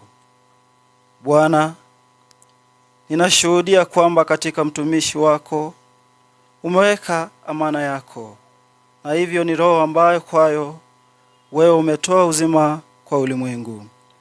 Na kuomba kwa utukufu na nyota ya ufunuo wako, kwa rehema kukubali kutoka kwake kile alichotimiza katika siku zako. Ujalie basi kwamba aweze kuvikwa utukufu wa ridhaa yako njema na kupambwa kwa kibali chako. Bwana wangu, mimi mwenyewe pamoja na viumbe vyote ushuhudia juu ya uwezo wako. Na nakuomba wewe usiondolee mbali kutoka kwako mwenyewe roho hii ambayo imepaa kwako kwenye mahali pako na mbinguni, paradiso yako iliyotukuka na makimbilio ya ukaribu wako. Ewe ambaye u Bwana wetu wa watu wote, ujalie basi Mungu wangu kwamba mtumishi wako aweze kupatana na wateule wako, watakatifu wako na mitume wako katika sehemu takatifu ambazo kalamu haiwezi kunena wala ulimi kusimulia. Bwana wangu, maskini huyu kwa kweli ameharakia kwenye ufalme wa utajiri wako, mgeni huyu kwenye maskani yake katika mipaka yako, yeye mwenye kiu kali kwenye mto wa mbinguni wa ukarimu wako. Usimnyime Bwana sehemu yake ya ukarimu ya neema yako na fadhila ya ukarimu wako. Wewe kwa kweli Mwenyezi Mungu mwenye neema, mkarimu kabisa. Mungu wangu, amana yako imerudishwa kwako, yapasa neema yako na ukarimu wako ambayo vimezingirwa milki zako za duniani na mbinguni, kumjalia yule mgeni wako uliyomkaribisha hivi karibuni karama zako na majaliwa yako na matunda ya mti wa neema yako. Wewe mwenye nguvu kufanya kama upendavyo. Hakuna Mungu mwingine ila wewe, mwenye neema, mkarimu kabisa, mwenye huruma, mpaji, msamehevu, adhaminiwaye, ajuaye yote. Nashuhudia Bwana wangu kwamba umeamuru watu kuwaheshimu wageni wao, na yeye ambaye amepaa kwako kwa kweli amekufikia wewe na kuwa mbele yako. Mtendee kabisa basi kulingana na neema yako na ukarimu kwa utukufu wako. Najua kwa hakika kwamba wewe hutajizuia mwenyewe kutoka kile ambacho umewaamuru watumishi wako, wala hutanyima yeye aliyeshikilia ugwe wa ukarimu wako na amepaa kwenye mapambazuko ya utajiri wako. Hakuna Mungu mwingine ila wewe, mmoja aliye pekee, mwenye nguvu, ajua yote, mkarimu.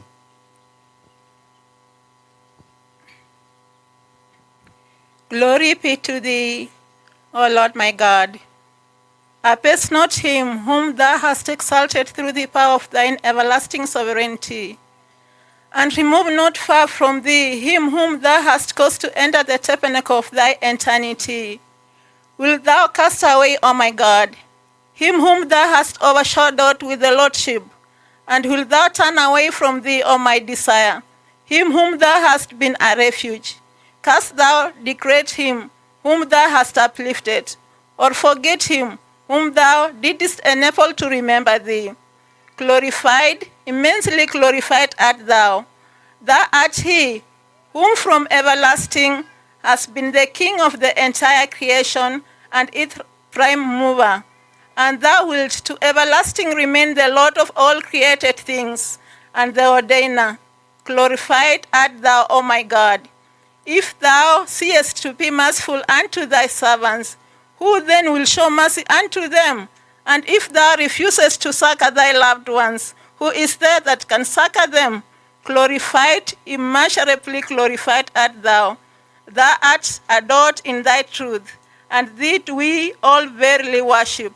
And thou art manifest in thy justice, and to thee do we all verily bear witness. Thou art in truth the beloved in thy grace. No God is there but thee, the help in peril, the self-subsisting.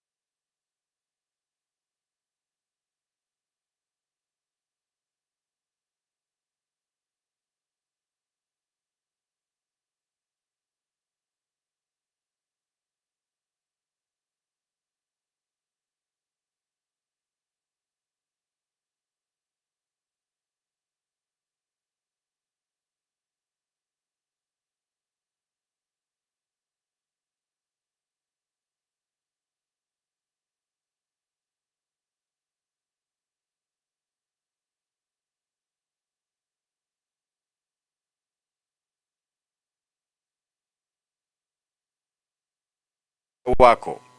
Amekuamini wewe na aya zako. Ameshuhudia juu ya neno lako. Amewashwa kwa moto wa upendo wako. Amezamishwa katika vina vya bahari ya elimu yako. Amevutiwa na pepo zako nyanana.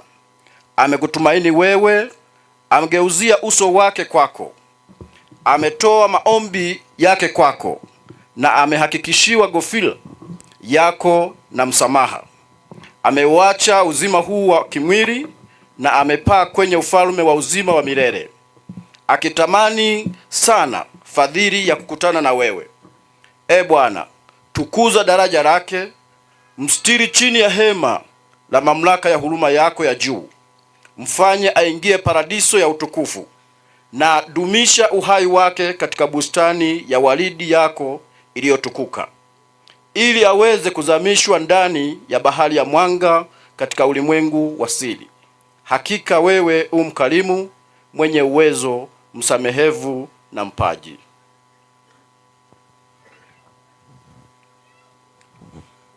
He is God, exalted is he, the Lord of loving kindness and bounty. Glory be unto thee, thou, O my God, the Lord omnipotent. I testify to thine omnipotence and thy might, thy sovereignty and thy loving kindness, thy grace and thy power, the oneness of thy being and the unity of thy essence, thy sanctity and exaltation above the world of being and all that is therein. O my God, thou seest me detached from all save thee, holding fast unto thee and turning unto the ocean of thy bounty, to the heaven of thy favor, to the day star of thy grace. Lord, I bear witness that in thy servant thou hast reposed thy trust, and that is the spirit wherewith thou hast given life to the world. I ask of thee, by the splendor of the orb of thy revelation, mercifully to accept from him that which he has achieved in thy days. Grant then that he may be invested with the glory of thy good pleasure and adorned with thine acceptance. O my Lord, I myself and all created things bear witness unto thy might, and I pray thee not to turn away from thyself this spirit that has ascended unto thee, unto thy heavenly place, thine exalted paradise, and thy retreats of nearness, O thou who art the Lord of all men. Grant then, O my God, that thy servant may consort with thy chosen ones, thy saints, and thy messengers in heavenly places, that the pen cannot tell, nor the tongue recount. O my Lord, the poor one has verily hastened unto the kingdom of thy wealth, the stranger unto his home within thy precincts, he that is sore athirst to the heavenly river of thy bounty. Deprive him not, O Lord, from his share of the banquet of thy grace, and from the favor of thy bounty. Thou art in truth the Almighty, the gracious, the all-bountiful. O my God, thy trust has been returned unto thee.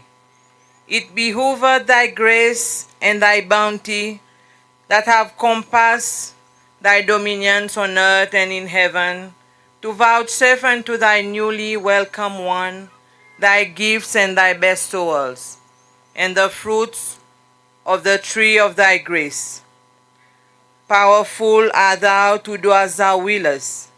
There is none other God but thee, the gracious, the most bountiful, the compassionate, the bestower, the pardoner, the precious, the all-knowing. I testify, O my Lord, that thou hast enjoined upon men to honor their guests, and he that has ascended unto thee has verily reached thee and attained thy presence. Deal with him then according to thy grace and bounty.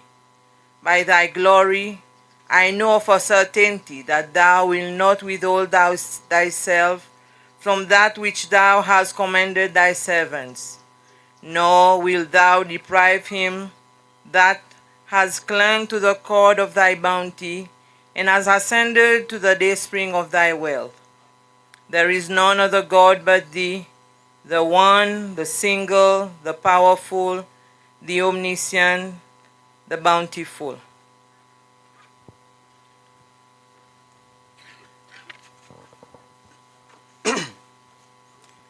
Ee Mungu wangu, ewe msameheaji wa dhambi, jalia thawabu, muondoa mateso. Hakika na kusihi kusamehe dhambi za wale walioacha vazi la kimwili na wamepaa kwenye ulimwengu wa kiroho. Ee Bwana wangu, uwatakase kutokana na makosa yao, ondoa huzuni zao, na ugeuze giza lao kuwa mwanga. Wafanye waingie bustani ya furaha. Uwatakase kwa maji safi kabisa, na uwajalie wauone utukufu wako kwenye mlima ulio bora kabisa.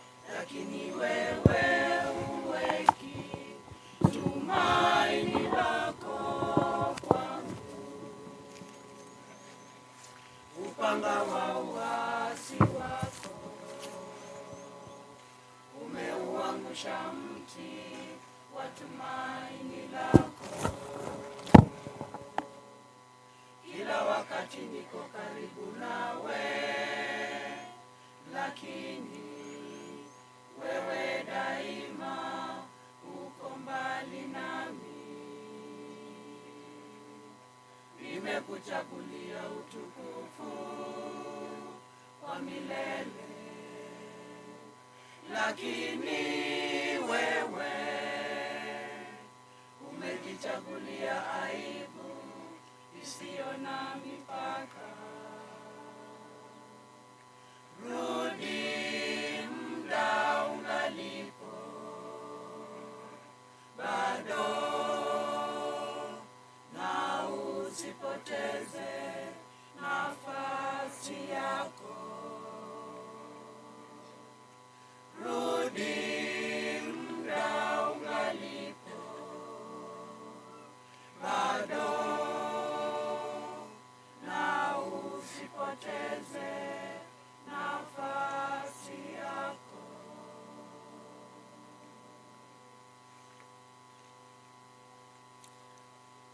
He is God, exalted is He, the Lord of loving kindness and bounty. Glory unto be to Thee, Thou, O my God, the Lord of omnipotent. I testify to Thine omnipotence and Thy mighty, Thy sovereignty and Thy loving kindness, Thy grace and Thy power, the oneness of Thy being and the unity of Thine essence, Thy sanctity and Thy exaltation above the world of being and all that is therein. O my God, Thou seest me detached from all save Thee, holding fast unto Thee, and turning unto the ocean of Thy bounty, to the beauty of Thy favor, to the day star of Thy grace. O Lord, I bear witness that in Thy servant Thou hast reposed the trust, and that is the spirit wherewith Thou hast given life to the world. I ask of Thee by the splendor of Thy orb, of Thy revelation, mercifully to accept from Him that which He hath achieved in Thy days. Grant then that He may be invested with the glory of Thy good pleasure, and adorned with Thine acceptance. O my Lord, I myself and all created things bear witness unto Thy might, and I pray Thee not to turn away from thyself. This Spirit that hath ascended unto thee, unto thy heavenly place, thine exalted paradise, and thy retreats of the nearness of thou who art the Lord of all men.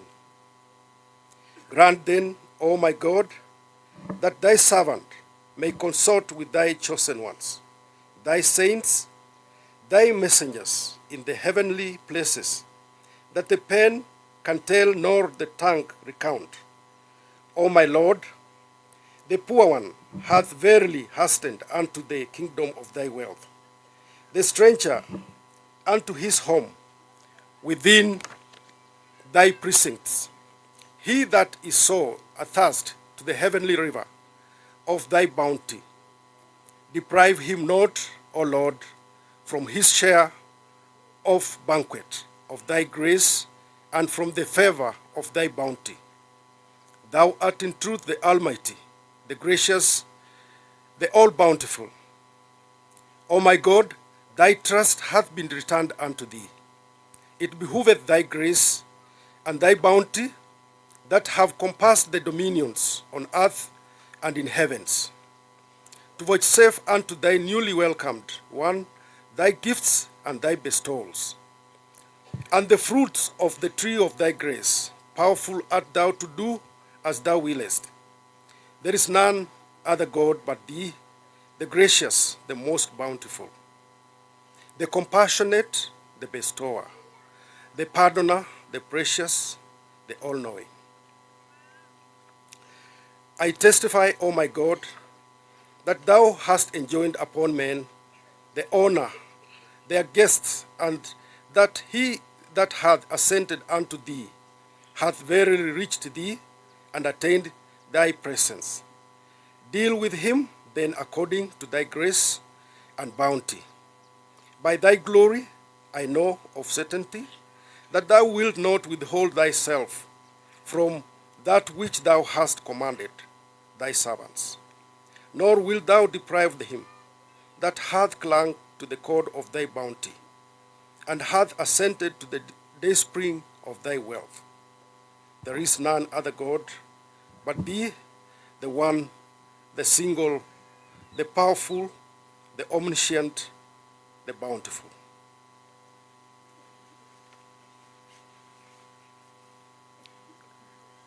Ninyi ni kama ndege ambaye huruka juu kwa uwezo wote wa mabawa yake ya nguvu, na kwa imani kamili na ya furaha katika ukubwa wa mbingu, mpaka akihimizwa kutosheleza njaa yake. Hugeukia kwa shauku kwenye maji na udongo wa ardhi iliyo chini yake, na akisha naswa katika wavu wa tamaa yake, hujikuta bila uwezo kurudia kuruka kwake kwenye milki alizotoka, bila uwezo wa kukung'uta uzito unaolemea mabawa yake yaliyochafuka. Ndege huyo hadi hapo mkaaji wa mbinguni sasa ulazimika kutafuta makao katika mavumbi.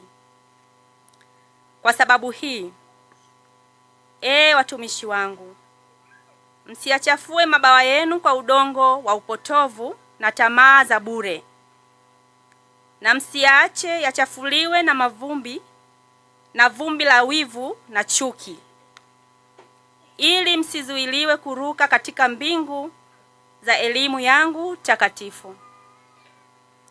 Enyi watumishi wangu, msihuzunike kama katika siku hizi na katika dunia hii mambo yaliyo kinyume cha matakwa yenu yameamriwa na kudhihirishwa na Mungu. Kwa kuwa siku ya kipeo cha furaha nyingi za nderemo ya mbinguni bila shaka zimewekwa akiba kwa ajili yenu. Maulimwengu matakatifu na yenye utukufu wa kiroho yatafunuliwa machoni mwenu. Mmekusudiwa na yeye katika ulimwengu huu na ule ujao, kujipatia sehemu ya manufaa yao, kushiriki katika furaha zao, na kujipatia sehemu ya rehema yao ya msaada. Kwa kila mojawapo hakika mtafikia.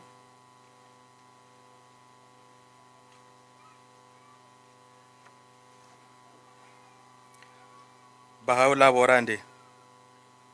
Karono koronde kana niritewa kigira diba mwodo ry'umuhondo kore arimena nirakakuza. Gakodokera komana ageri garende diba mwodo niryakabukana n'umubiri irazigila kodoka rinore buhindiri embere wanasaya. Mubwira ngu niriba ry'amakarage mihiga nirigirongana.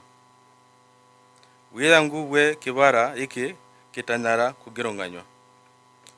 Guramena kore buhindiri bw'ubwami wanasaya. Wamena obwibwe bwami hibwibwe n'obuhindiri wezinguru zizye.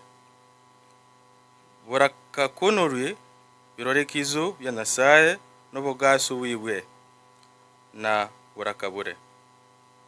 Buyanzi bwibwe n'izimbabasi ne digasizwa.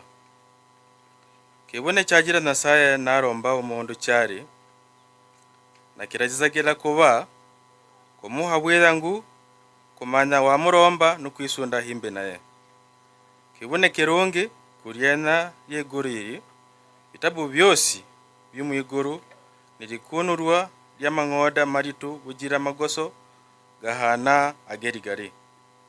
Oyo umare kumanyiriza ridiku yekisenukiru cy'uburindi bugasu wayingira muri karagirwa rirye irungi isunda kunasaye na kudoka embere wewe mu paradiso na bugasu bubomeno bumiguru webere kemanyiru buzwa. Odotanara kubumanyiriza arakidure umwene rwa aribana bere nekesoma kesoma cheke henye hakindu kitari nitari muri rugwe kehena zagagaraba amadu yagege kari arabe nabere n'ibindu bye kibara anoho kwikara kuzindebe zinene zirizominywa. Muyenze munene muri diko hiri nikonora simbabasi jya nasaye akuzukira kunangwa atabaho umundu uganagana bonene noho bukekeke we kegero kubara kegero kiranyara kubala kegero kenyara kwizuriza kegaro cy'umukono na kubandi kegero kenyara kwizuriza kekombe na kubandi kenyara kwizuriza isyongo.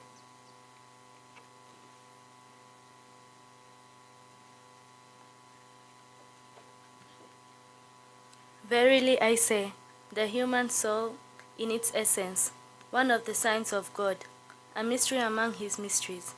It is one of the mighty signs of the Almighty, the harbinger that proclaimeth the reality of all the worlds of God. Within its length concealed that which the world is now utterly incapable of apprehending. Ponder in thy heart the revelation of the soul of God that pervadeth all his laws, and construct it with that base and appetitive nature that hath rebelled against him, that pervideth men to turn unto the Lord of names, and implemeth them to walk after their lusts and wickedness. Such a soul hath, in truth, wandered far in the path of error. Thou hast, moreover, asked me concerning the state of the soul after its separation from the body. Know thou of a truth, that if the soul of man hath walked in the ways of God, it will assuredly return and be gathered to the glory of thy beloved. By righteousness of God, it shall attain a station such as no pen can predict or tongue describe. The soul that hath remained faithful to the cause of God, and stood unwaveringly firm in his path shall, after his ascension, be possessed of such power that all the worlds which thy Almighty hath created can benefit through him. Such a soul provideth, at the bidding of the ideal king, and divine educator, the pure leaven that leaveneth the world of being, and furnisheth the power through which the arts and wonders of the world are made manifest. Consider how meal needeth leaven to be leavened with. Those souls that are the symbols of detachment are the leaven of the world. Meditate on this and be of the thankful.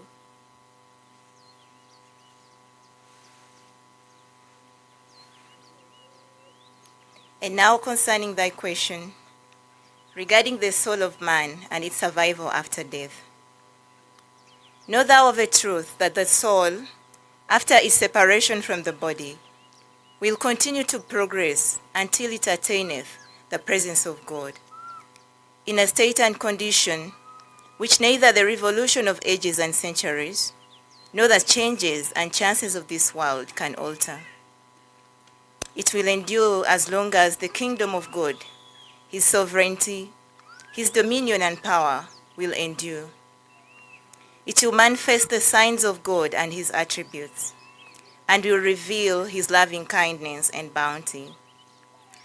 The movement of my pen is stilled when it attempteth to befittingly describe the loftiness and glory of so exalted a station. The honor with which the hand of mercy will invest the soul is such as no tongue can adequately reveal, nor any other earthly agents describe. Blessed is the soul which, at the hour of its separation from the body, is sanctified from the vain imaginings of the peoples of the world. Such a soul liveth and moveth in accordance with the will of its Creator, and entereth the all-highest paradise. The maids of heaven, inmates of the loftiest mansion, will circle around it, and the prophets of God and his chosen ones will seek its companionship. With them that soul will freely converse, and will recount unto them that which it hath been made to endure in the path of God, the Lord of all worlds.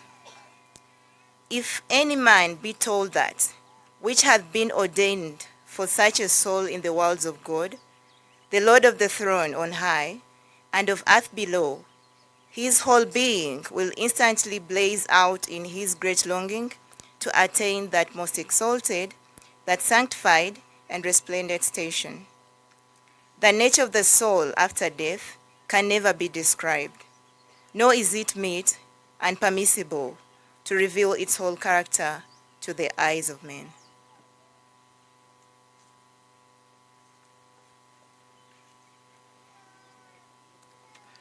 Thou hast asked me concerning the nature of the soul.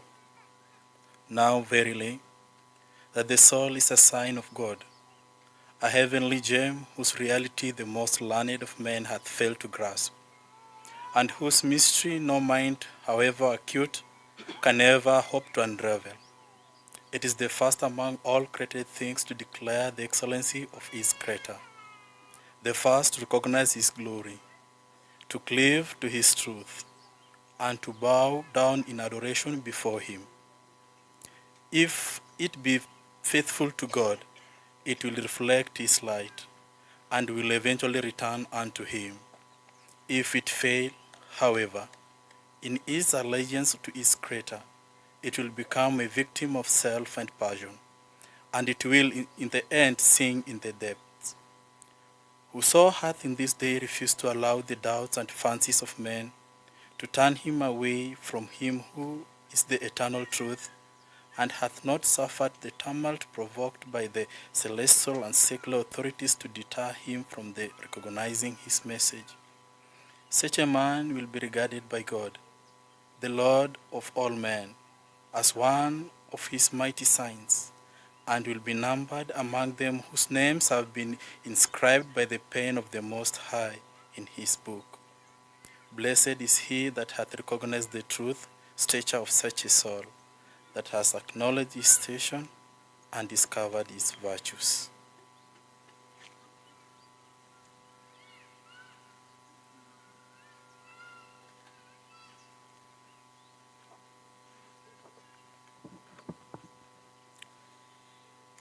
Blessed is the soul which, at the hour of its separation from the body, is sanctified from the vain imaginings of the peoples of the world.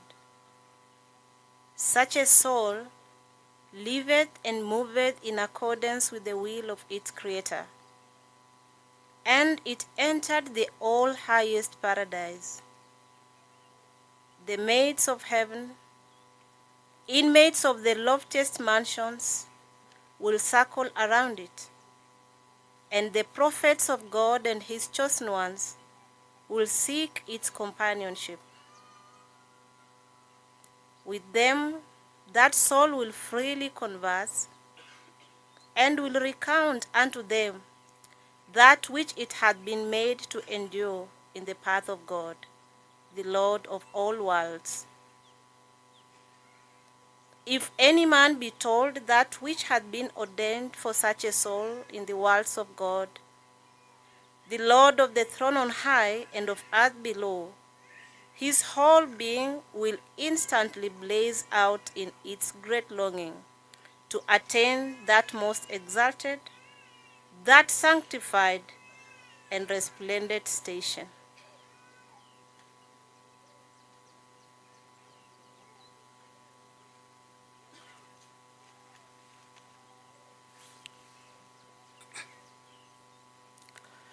Ifanye sala yangu, he Bwana wangu, chemi chemi ya maji ya uzima, ambayo kwayo nitaishi, kadiri ya utawala wako hudumuvyo. Ifanye sala yangu, e Bwana wangu, chemi chemi ya maji ya uzima, ambayo kwayo nitaishi, kadiri ya utawala wako hudumuvyo. Na kukupaja wewe katika kila ulimwengu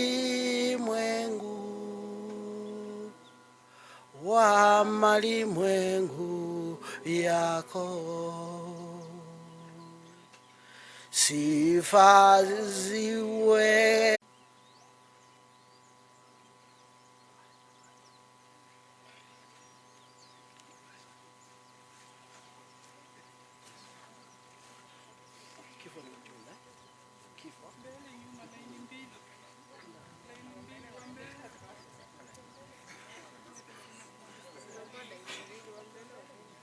Wameleo fupi.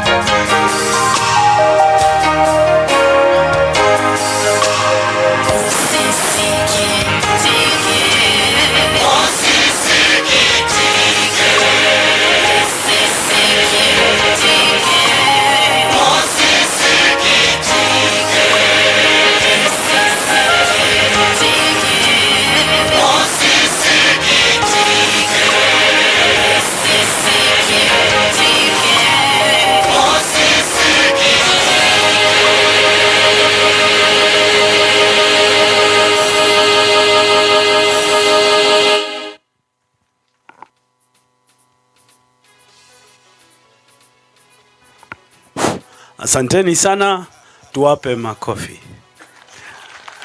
Wanasema kwamba jifanyie hesabu wewe mwenyewe kabla hujaitwa kwenye kutoa hesabu, kwa sababu kifo bila onyo kitakufikia na utaitwa. Mmesikia wimbo eh? Ujifanyie hesabu zako wewe mwenyewe kabla hujaitwa. Aggrey alifanya hesabu zake vizuri sana. Sifa mmezisikia, na tuna imani kubwa kwamba amepaa kuelekea muumba wake. Mazungumzo yamekuwa mazuri kwa sababu sala pamoja na maandiko matakatifu yalikuwa yote ni funzo tosha. Yamezungumzia kuhusu uwepo wa Mwenyezi Mungu, ukarimu wa Mwenyezi Mungu, haki ya Mwenyezi Mungu, nafasi ya roho, yani liva moyo, the soul, mbele ya Mwenyezi Mungu, na kutuelekeza kwamba hapa duniani tuko tu kwa muda mfupi. Wakati kama huu ambapo tunaomboleza vile vile tunasherekea, kwa sababu ni nafasi nzuri pia ukiwa karibu na rafiki yako kujaribu kuwa na urafiki na yeye, na kama mlikuwa mmekosana kusameana, kwa sababu unajua sote tulitoka kwa Mwenyezi Mungu na sote tutarudi kwa muumba wetu. This is a time to renew bonds of friendship. This is the time to think about our spiritual aspects. I will be calling the next speaker who will spend 15 to 20 minutes to talk about Baha'i life perception of life and life after death. Mr. Dennis Ngutia ni mshauri msaidizi.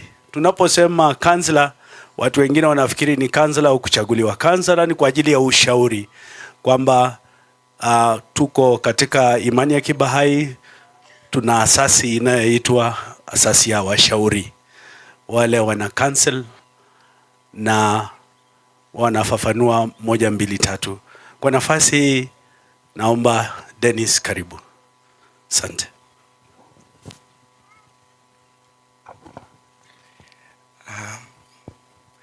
Kwa niaba ya jamii ya Matunda Soi, tunawapatia jamii ya Bwana Aggrey pamoja na marafiki zake pole kubwa kwa kumpoteza mpendwa wetu. Alivyotaja Bwana Juma, naitwa Dennis Ngutia. Na naomba nyie wote mnipe muda kidogo ili kusikiliza imani aliyoipenda Bwana Aggrey. Tumesikia kwamba mnamo mwaka 1994 alijiunga na hii imani. Katika zama zilizokumbukika, Mungu ameweka agano kati yake na wanadamu. Na hilo agano ni kwamba kamwe Mungu hatawahi acha binadamu peke yao. Na ndipo tunafahamu kwamba katika hiyo kipindi, katika hiyo agano kuna sehemu mbili. Kuna sehemu ya Mungu kutekeleza, lakini pia kuna sehemu ya sisi wanadamu kutekeleza. Sehemu ya Mungu, yeye amekuwa mwaminifu. Kila mara anatutumia wadhihirishaji wake. Lakini pia katika sehemu ya binadamu, wengi huwa wanatekeleza sehemu yao ya kumkubali huyo mdhihirishaji. Kwa hiyo leo hii wakati tunapozungumza katika kikao hiki au katika mkusanyiko huu, tunazungumza wakati ambapo Mungu alikuwa mwaminifu mnamo mwaka 1844 kutoka kule nchi ya Uajemi, kwa sasa inajulikana kama Iran. Baha'u'llah ambaye ni mwanzilishi wa hii imani tunaita Baha'i. Wengine walikuwa nasema dhehebu. La sivyo. Hili siyo dhehebu. Hii ni imani. Imani ambayo imeletwa na mdhihirishaji wa Mungu wa wakati huu, ambaye anajulikana kama Baha'u'llah. Imani ya Baha'i ni imani ya ulimwengu. Sio ya bara fulani wala nchi fulani. Ni ya ulimwengu mzima. Bahaula ni jina la Kiajemi. Tukiweka katika lugha yetu ya karibu sana ambayo naitumia mimi, ni utukufu wa Mungu. Kwa hiyo ni daraja la huyu ambaye ameanzisha imani, Bahaula, utukufu wa Mungu. Kwa hivyo wakati tunataja utukufu wa Mungu, basi tunarifaa kwake nani? Bahaula. Imani yake hii ina lengo moja tu duniani, ni kuunganisha jamii ya watu, makabila, mataifa, koo, hizo zote Bahaula amekuja kuunganisha. Na ili hilo litimilike, ametupa mafunzo ambayo inafanya hilo liwezekane. Mojawapo ya mafunzo ambayo Bahaula ametupa ni kwamba mwanadamu lazima ajitafutie ukweli mwenyewe pasipo kuegemeza ule utafutaji wake ukweli kwa misingi yoyote, na kisha pata ukweli sharti aufanyie kazi. Funzo lingine ambalo anatupa au kanuni nyingine ni kwamba Mungu ni mmoja, binadamu wote ni kitu kimoja, na dini ni moja ambayo nimesema kwamba ni ile ambayo inaendelea. Kwa hivyo pia tunajifunza hivyo kutoka kwa maandiko ya Bahaula. Anatuambia kwamba ili muunganiko wa jamii ya binadamu uweze kutimilika, sharti usawa kati ya wanawake na wanaume uwepo. Tukiangalia tu katika hali ya kawaida kote ulimwenguni, tukisema kwamba pengine watu duniani ni bilioni 8, nusu yake ni wanaume, nusu nyingine ni wanawake. Ili ustaarabu uendelea uweze kupata nafasi, basi sharti wake kwa waume wote wajione sawa mbele ya Mungu. Anatilia mkazo sana kwa kusema kwamba ili jamii ya binadamu itimilize ili lengo lake la muunganiko wa jamii ya binadamu, sharti wote tuone sayansi na dini kwamba ni vyanzo viwili vya maarifa au elimu vinavyoendana. Hakuna yote ile ambayo inakinza nyingine. Kwa anatuambia kwamba sayansi na dini vinaenda sambamba. Kitu kingine ambacho anatuelezea, binadamu hawezi kuunganika pasipo kuwepo au pasipo kuelimisha watu. Anatupa kanuni nyingine ambayo ni elimu kwa wote. Mafundisho ya Bahaula inatilia mkazo kwa swala nzima la elimu. Na hii elimu si ya jamii fulani wala upande fulani wa ulimwengu, lakini nasema kwamba walimwengu wote. Kwa hiyo pia kanuni nyingi ambazo amezitaja, lakini kwa sababu ya muda sitaenda ndani zaidi. Lakini Bahaula ametupa sheria kama vile ilivyo dini yoyote. Tangu zamani za kale sheria zimekuwepo ambazo zinaongoza dini ya Mungu. Pia wakati huu ambao tunaishi, kipindi hiki ambacho tunaishi, Bahaula ametupa sheria. Mojawapo hizo sheria ni sheria ya sala. Katika ulimwengu wa Kibahai kuna sala ambazo zimefunuliwa 3. Walau kila mtu aseme moja ndani ya siku moja, ambayo ni masaa 24. Sheria nyingine ambayo ametupa ni mfungo. Mtu yote ambaye anatimiza miaka 15 na kuendelea sharti afunge. Anatueleza kwamba sala pamoja na mfungo ni nguzo mbili ambazo zinashikilia imani. Kwa hiyo muumini yeyote katika kipindi hiki ambaye amemtambua Bahaula na anafuata sheria zake, kwa hivyo anafuata hizo sheria ya sala pamoja na sheria ya mfungo, ambaye anaamini tu kwamba pia ni nguzo ambayo inashikilia hii imani. Sheria nyingine ambayo ametupa kwa sababu ya muda ni sheria ambayo inatufanya sisi wote tuwepo hapa. Sheria ya maziko. Mesikia mnenaji mwingine kutoka familia alipokuwa anasema kwamba tunaomba radhi kama tuliweza kuvunja sheria hiyo.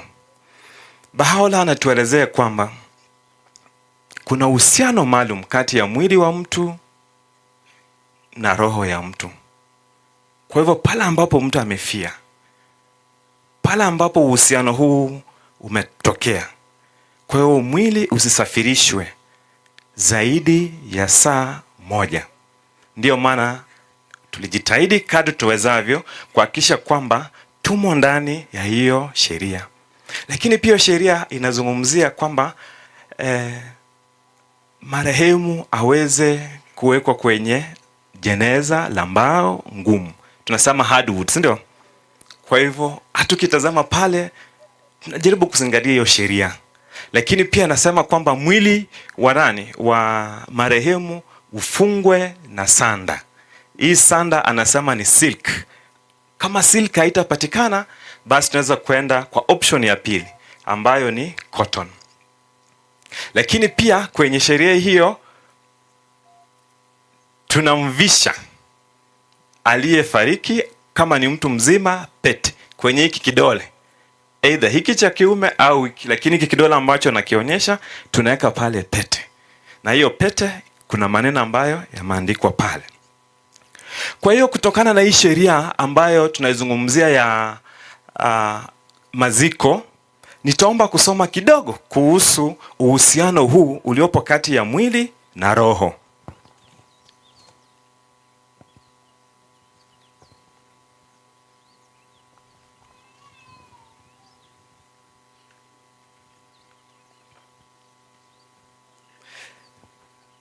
Tunasoma kwamba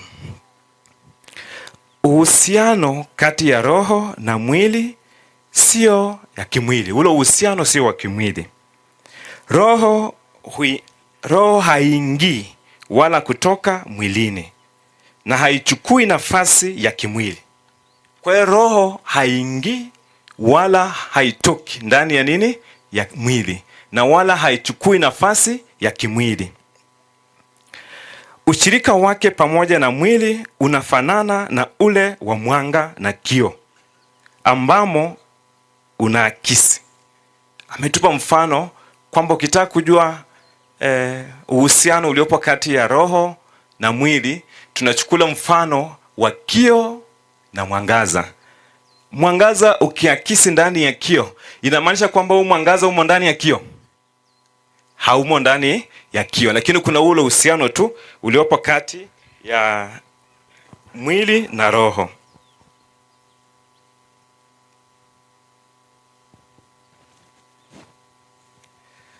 Anasema kwamba mwangaza unaonekana katika kio hauko ndani mwake. Ule mwangaza ambao unaonekana ndani ya kio hauko ndani mwake. Vivyo hivyo roho haimo ndani ya mwili. Roho haimo ndani ya mwili, lakini kuna uhusiano maalum ambao uliopo pale. Abd Baha anatueleza kwamba roho yenye mantiki au roho ya mtu haiishi kupitia mwili huu wa kiasili. Kwa hiyo roho ya mwanadamu haiishi kupitia huu mwili wa nini? Wa kiasili. Hiyo ni kusema haingii ndani yake kwa asili, na kuingia ni tabia za mwili. Na roho yenye mantiki imetakasika juu ya hali hii ya kuingia na kutoka ndani ya mwili. Kwa kuanza, roho kamwe haingii ndani ya mwili, kwamba sharti inayohitaji makazi. Pindi inapoacha mwili, inapaa mahusiano ya roho na mwili ni kama mahusiano ya taa na kio. Kama kio kimefutwa vizuri na kwa ukamilifu, mwangaza wa taa unaonekana ndani mwake, na kama kio kimevunjika au kimefunikwa na vumbi, mwangaza utabaki umefichwa. Kwa hiyo huo ndio uhusiano uliopo kati ya mwili na roho. Tumepewa mfano wa kio, kwamba kio kama kitavutwa vizuri, mwangaza kile kio kitawakisi mwangaza. Lakini kama kile kio kitavunjika au kitakuwa na kimefichwa na vumbi, inaonekana kwamba roho au ule mwangaza utafanya nini? Utajificha mle. Kwingine pia Bahaula anasema kwamba Kama mahusiano, kuna mahusiano maalum sana kati ya roho na mwili ambavyo kwa pamoja humfanya binadamu. Kwa hivyo ndio tunapata kujua mtu ni nani. Ni mwili na roho. Na kuna mahusiano maalum kati ya vitu viwili. Uhusiano huu hudumu tu kwa muda mfupi wa maisha ya binadamu. Kwa hiyo uhusiano uliopo kati ya mwili na roho havitadumu milele, lakini vitadumu kwa muda mfupi tu. Na haya ndio tunasema ndio maisha ya binadamu. Wakati uhusiano huu ukikoma, kila kimoja hurudi katika sehemu yake ya asili. Kwamba uhusiano umekoma, basi kila kimoja kitarudi katika nafasi yake ya asili. Ambapo tunasema kwamba mwili utarudi katika mavumbi, lakini roho itaanza safari kurudi katika malimwengu ya Mungu ilikotokea.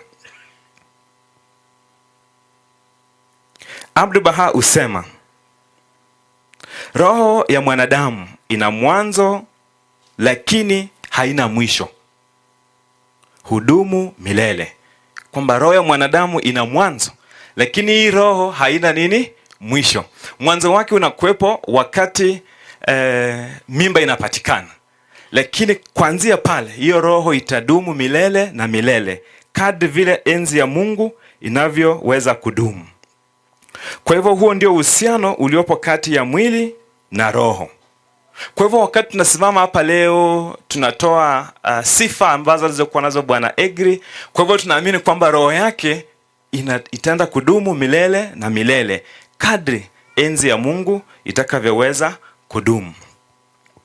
Kwingineko pia Abdul Baha anatuelezea kwamba katika mwanzo wa uhai wake, huu ni uhai wa mtu ambaye ni roho na mwili. Katika mwanzo wa uhai wake, mwanadamu alikuwa katika ulimwengu wa tumbo la uzazi. Si kila mtu anaanzia kule. Uhai unaanzia kule katika tumbo la uzazi au tumbo la uzazi, ambamo alikuza uwezo stahiki wa kujiendeleza katika ulimwengu huu. Uwezo ambao alihitaji macho katika ulimwengu huu aliyapata katika ulimwengu wa tumbo la uzazi. Alihitaji masikio katika ulimwengu huu alipata humo. Uwezo wote aliohitaji katika ulimwengu huu aliupata katika ulimwengu wa tumbo la uzazi. Katika ulimwengu ule ule alijiandaa kwa ajili ya ulimwengu huu. Na alipoingia katika ulimwengu huu, aliona kuwa anamiliki vigezo vyote vya uwezo aliohitaji, na alikuwa amepata viungo vyote vya nje na ndani vilivyohitajika kwa ajili ya maisha haya. Anafananisha pia roho na mwili wa binadamu, kwamba mwili, macho tuliyapata katika tumbo la uzazi la mama, mikono tuliipata katika tumbo la uzazi la mama. Kwa hivyo kila ambacho tulihitaji katika ulimwengu huu wa ukiwa tulipata tukiwa katika ulimwengu wa uzazi. Anaendelea kusema kwamba kwa hiyo ni sawa kuwa katika ulimwengu huu pia lazima ajiandae kwa ajili ya ulimwengu mwingine mbele zaidi. Kama alivyoweza kujiandaa katika ulimwengu wa tumbo la uzazi kupata viungo vyote ambavyo alihitaji, ni sawa katika ulimwengu huu ambao tuliomo sasa tujiandae kwa ajili ya ulimwengu wa mbele zaidi, ambao ni ulimwengu wa kiroho. Kila ambacho yeye anahitaji katika ulimwengu wa ufalme lazima akipate na kukiandaa hapa. Kama tutahitaji upendo katika ulimwengu wa pili, sharti tuupate au tujiandae kujenga upendo tukiwa hapa. Kama tutahitaji uvumilivu, nyenyekevu, tulivu, hivyo vyote, hizo sifa zote sharti tuzipate hapa duniani. Manake tukienda katika ulimwengu wa pili, kama hatujajiandaa na vile viungo vya kiroho, hatutapata kule mbinguni. Ni sawa na mtoto ambaye anazaliwa kama hajajiandaa kwa viungo fulani vya mwili, katika ulimwengu huu hatavipata. Manake nafasi yake ya kuviandaa ilikuwa ni katika tumbo la uzazi la mama. sawa na sisi roho zetu, kwamba tumekuja hapa duniani kwa ajili ya kujiandaa kwa ajili ya ulimwengu wa mbele zaidi, na chochote kile ambacho tutakihitaji tutakipata hapa ili kutumia katika ulimwengu ule wa mbele.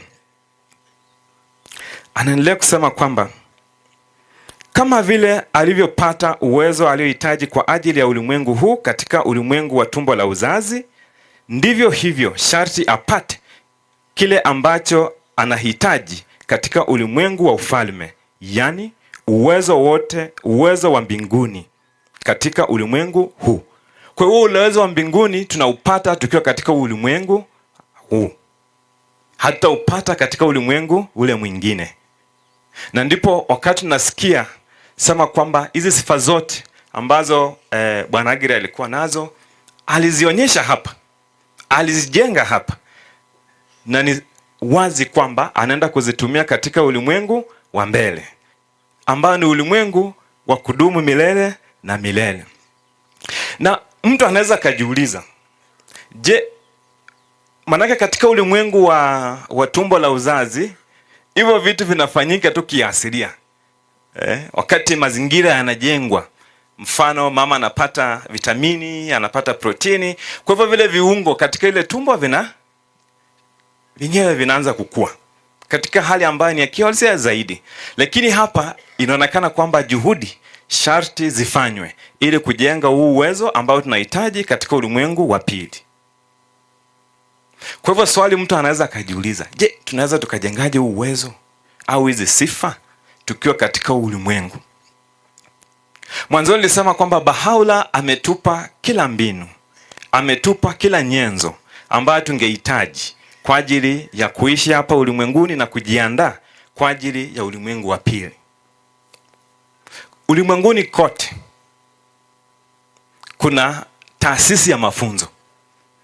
Hii taasisi ya mafunzo inajaribu kujengea watu uwezo wa kutembea katika njia ya huduma ili kujiandaa kwa ajili ya maisha ya baadaye.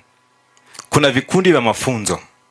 Ni mafunzo ya watu wazima na vijana kuanzia miaka 15 na kuendelea. Kwa hivyo wakati watu wanajihusisha na haya mafunzo, basi wanaanza kujenga sifa, mielekeo na uwezo ambao unahitajika kwa ajili ya ulimwengu wa pili. Na huu uwezo unaanza kujengeka wakati tunahudumia jamii ya binadamu. Kwa hivyo siri ya kujenga hizi sifa za kiroho imo ndani ya kujishughulisha na ujenzi wa jumuiya zetu.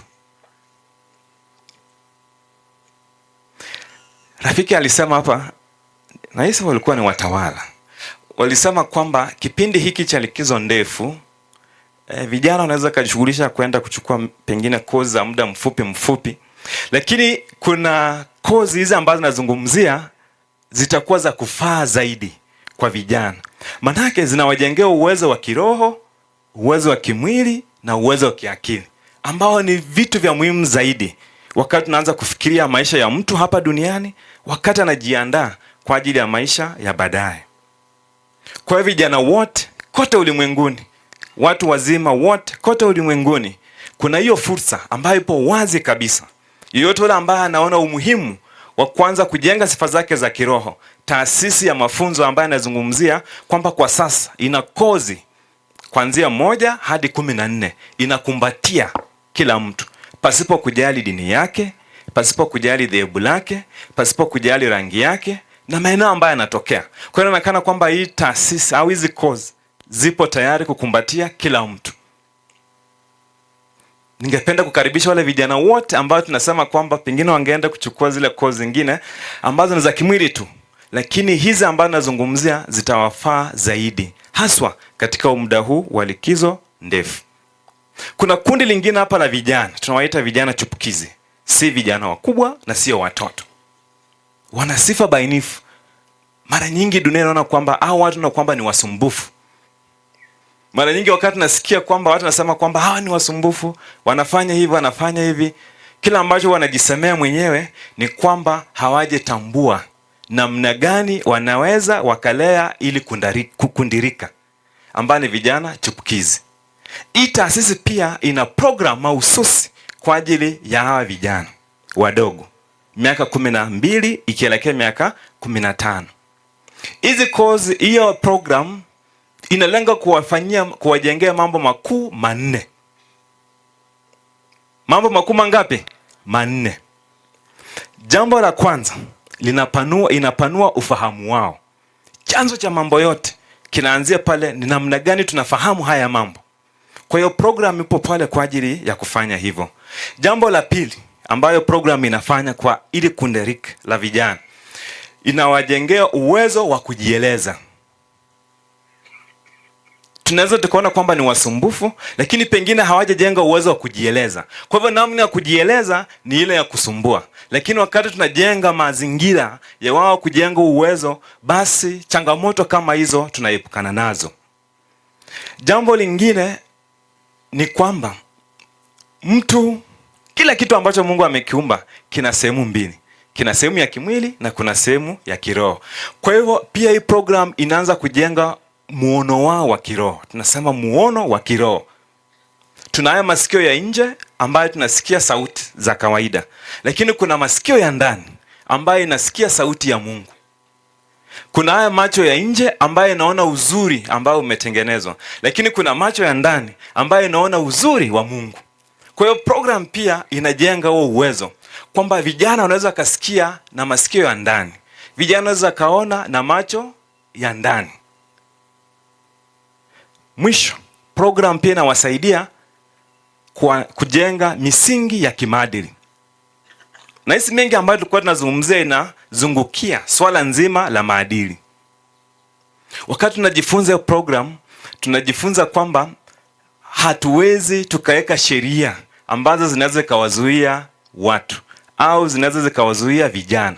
Lakini kila ambacho ni cha muhimu zaidi ni kujenga misingi ya kimaadili. Misingi ambayo inatokana na ufahamu wetu wa dhana za kiroho. Misingi ambayo inatokana na ufahamu wetu wa matokeo ya kila chote ambacho tutakifanya. Na hii misingi yote inaonekana imeshikwa pamoja na ujasiri. Kwa hiyo program inafanya hilo kwa ngazi ya vijana chipukizi. Na kama jamii yote ile inakumbatia program, kwa hivyo mambo yote ambayo tulikuwa tunasikia hapa, watawala wakilalamika, basi yanaanza kupungua kwa kasi kubwa zaidi. Kuna ile hao watoto wadogo katika jamii yetu. Pia kuna madarasa ambayo inalea mioyo nyororo ya watoto. Watoto ambao wanajenga sifa za kiroho, upendo, uvumilivu, unyenyekevu. Yote hayo yanajengwa katika madarasa ya nini? Ya watoto. Kwa hiyo hayo yote yapo. Haswa wakati tunazungumzia wale wakazi wa maeneo ya matunda. Tunaita ile eneo letu matunda soi. Kwa hivyo katika maeneo yetu haya, hizi program zipo. Na yote yule ambaye atakuwa tayari, basi tuna marafiki hapa wa Baha'i ambao wapo tayari kuchangamana na nyinyi wakati wowote na kuona kwamba ni wapi ambapo tunaweza tukapata hizo program ambazo tunazungumzia. Na hizi zote lengo moja ni kwamba zinajaribu kutujengea zile sifa ambazo tunahitaji. Nilisema mwanzoni kwamba ili tujiandae kwa ajili ya ulimwengu wa pili, sharti tujiandae katika ulimwengu. Kwa hivyo kuna hizo fursa ambazo zipo mbele ya jamii ya binadamu kwa wakati huu ambao tumo, kwa ajili ya kujengea uwezo wetu kumjua Mungu na kumwabudu Mungu. Niliombwa nitumie dakika 15 na hizi zitakuwa zimeisha. Kwa hiyo marafiki, ni kwamba wakati tunaanza kufikiria kuhusu Bwana Aggrey, haya yote ambayo nimeyataja, yote yale ambayo nimeyataja na mengi ambayo sijayataja, hicho ndicho Bwana Aggrey tangu alipoikumbatia imani hadi kupaa kwake mnamo tarehe 23 Oktoba 2023 amekuwa akijishughulisha na hiyo, na alitambua vyema kwamba hiyo ndiyo nafasi, hiyo ndiyo fursa ya kujiandaa kwa ajili ya ulimwengu wa pili, ulimwengu ambao unadumu milele na milele. Kwa hiyo na ombeni kama nimechukua muda mrefu, samahani, lakini hayo ndio nilisi kwamba tuweze kufahamu dini aliyokuwa ameihenzi Bwana Aggrey na muda wake wote amekuwa anaihudumia.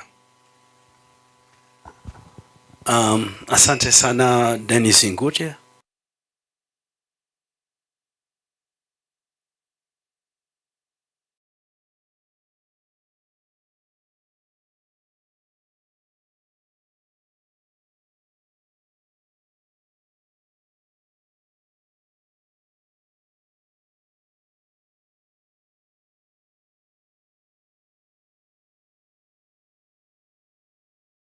Sumbufu.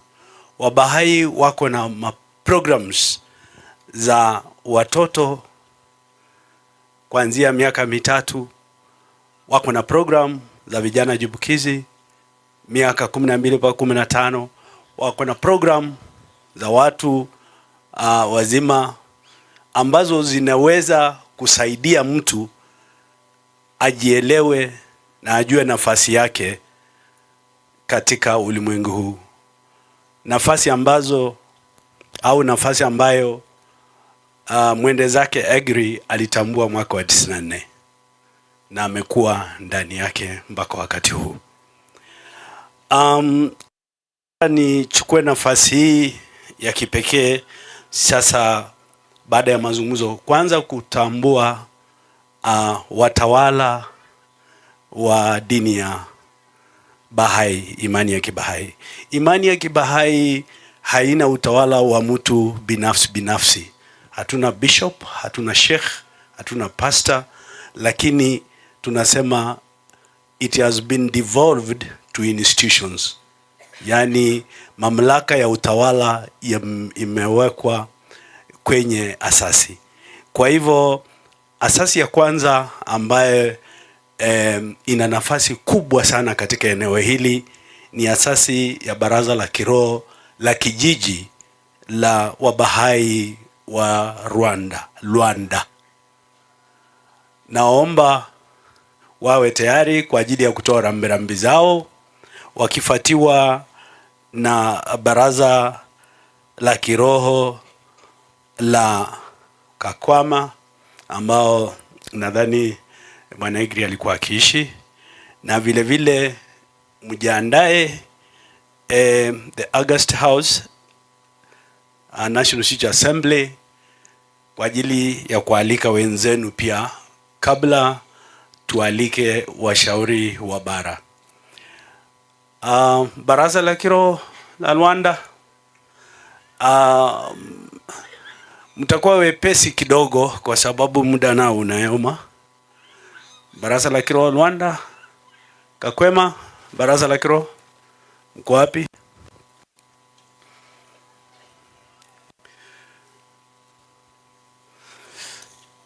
Mkimaliza ndio mtanipa nafasi ya kualika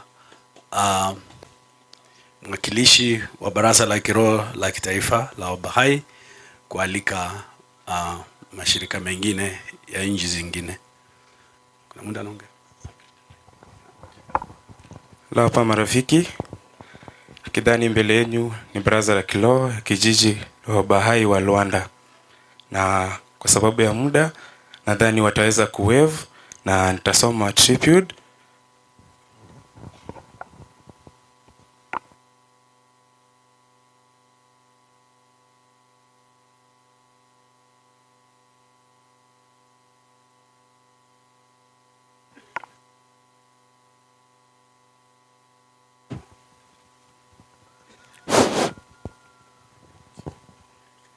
Okay.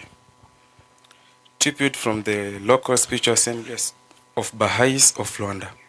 Mr. Aggrey Zeyazi Munubi joined the Baha'i faith in 1994.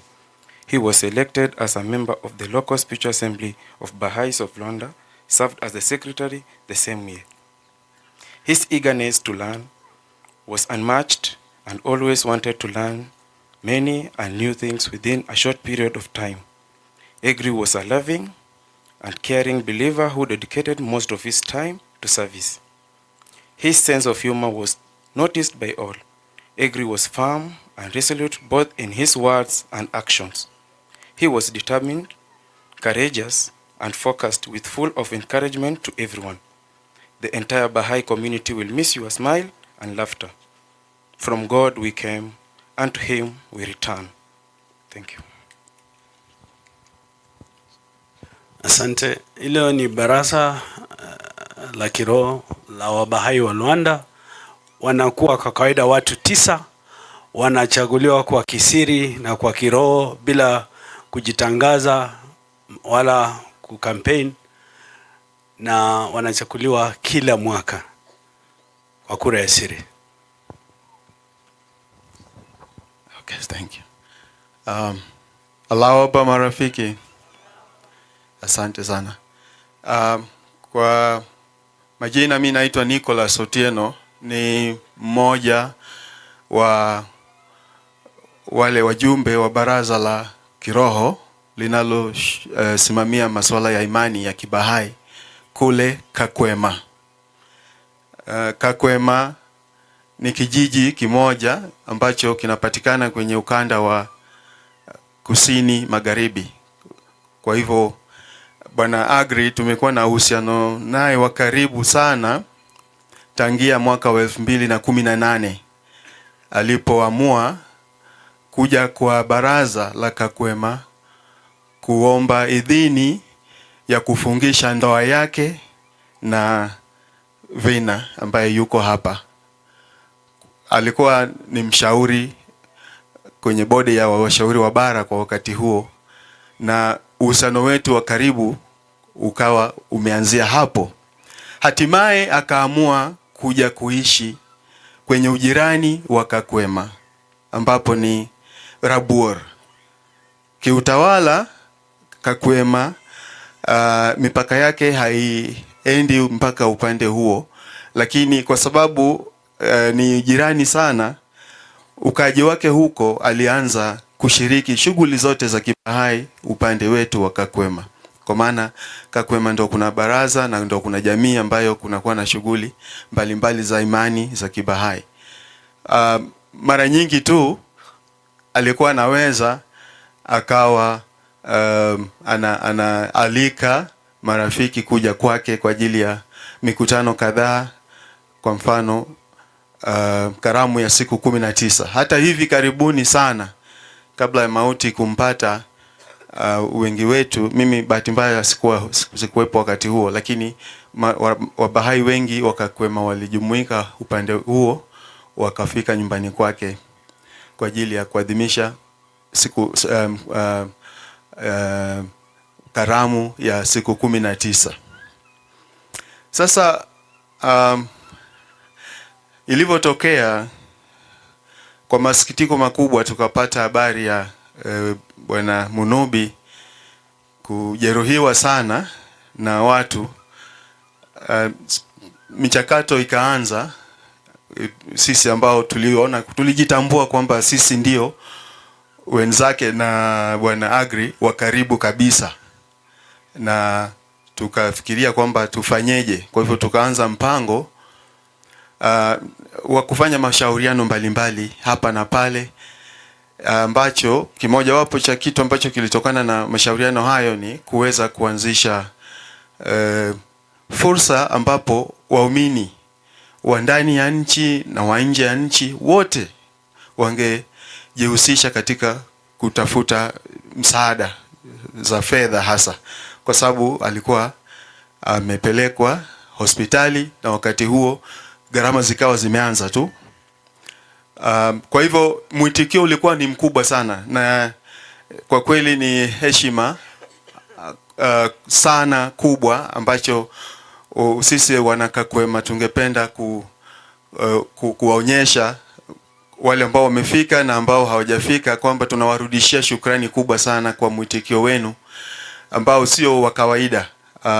Mimi kwa maisha yangu ya Kibahai miaka zaidi ya 30 sijawahi kuona mwitikio kama huo ulivyotokea. Na hata alivyozidiwa mpaka ikawa sasa hali yake ni mbaya sana, bado michango ikaendelea tu kutiririka, na sio michango ya fedha tu. Bila shaka tulikuwa tunamwomba Mwenyezi Mungu atusaidie. Lakini hayo ndio yaliyotokea, kwamba wakati wake wa kuwa hapa duniani ulikuwa umefika kikomo, akawa amepaa kwenda juu. Marafiki waliendelea changia, kwa sababu sasa gharama zilikuwa bado ni nyingi na zikawa nyingine pia zitahitajika katika michakato mbalimbali ya kuwezesha kufanikisha mazishi yake. Kwa kifupi ni kwamba jitihada hizo zilipelekea kusaidia kukamilisha gharama zote za matibabu alizokuwa amepewa kwenye hospitali ya Max Kiwa, na gharama zote za kuhifadhi mwili, na gharama zote za jeneza hilo tunaloliona, pamoja na gharama nyinginezo za hapa na pale, zilikuwepo nyingi tu. Kwa hiyo kwa kweli marafiki, sisi kama wanajamii ya Kakwema ambao tulikuwa karibu, tunawarudishia shukrani kubwa sana na kuwatakia heri. Lingine ambalo ningesema ni kuwashukuru washauri wetu wa bara kwa ukaribu sana waliokuwa wametuonyesha na kutuamini kwamba tungeweza kwa mashauriano ya hapa na pale kwa ukaribu zaidi tungesaidia katika kusimamia mambo kama haya. Pamoja na baraza letu la kiroho la kitaifa lilikuwa karibu na sisi, kwa hivyo mara nyingine tunaandika barua wanatujibu. Hali ilikuwa sio rahisi sana, kwa hivyo mashauriano haya yalikuwa ni ya mara kwa mara na ni ya muda mrefu pia. Kwa hivyo kwa kweli tumejisikia faraja na kushikwa mikono na mashirika yetu pamoja na waumini wenzetu wa ndani ya nchi pamoja na wenzetu ambao nadhani baadhi yao wako miongoni mwetu ambao wametoka nje ya nchi. Naomba niseme tu dakika moja na familia ya Bwana Munubi.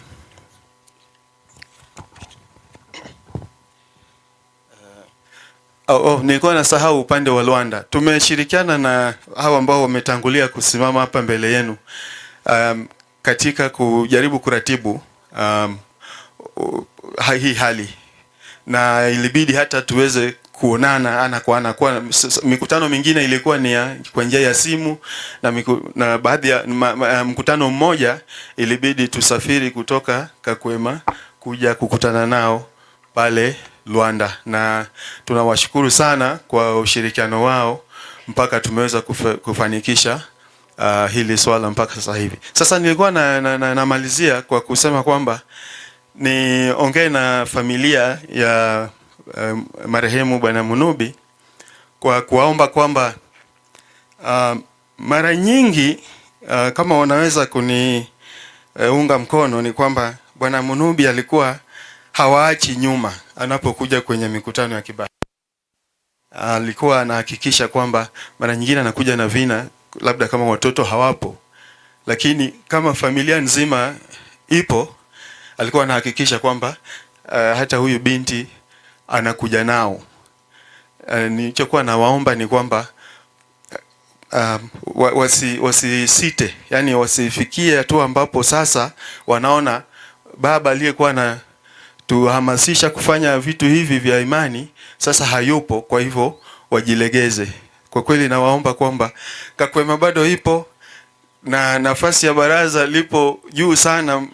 Huenda kwa wakati huu tuweze ku appreciate sana, lakini tunawaomba kwamba hata mkiwa na swala lolote la kifamilia ambalo mngependa baraza lijihusishe, hata tu katika kukaa na nyie na kuongea mawili matatu, nadhani milango ya baraza itakuwa wazi, na tunawaomba kuwa na ushirikiano wa karibu sana na nyie na kuwatakia umoja. Muendelee kuwa na umoja. Wanasema kazi ya Mungu haina makosa. Kwa hivyo Bwana ametoa na Bwana ametua, jina lake lihimidiwe. Asanteni sana. Asante sana Bwana Nicholas Otieno. Ninaomba kwa wakati huu kumwalika mwakilishi wa baraza la kiroho la kitaifa la Baha'i wa Kenya, Mama Elizabeth. Karibu sana.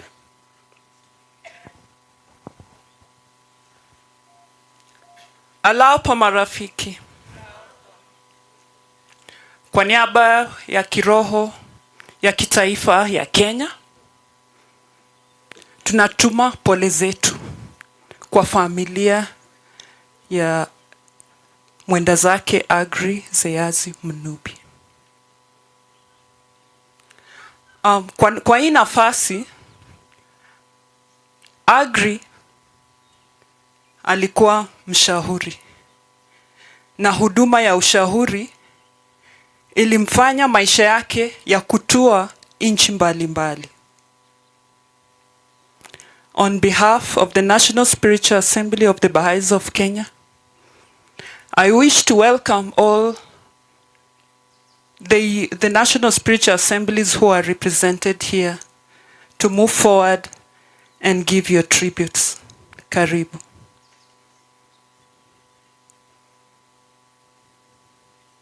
Kindly.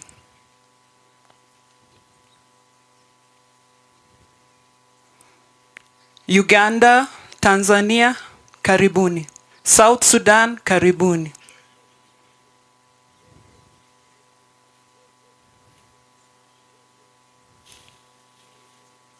Any representative from Seychelles and Madagascar?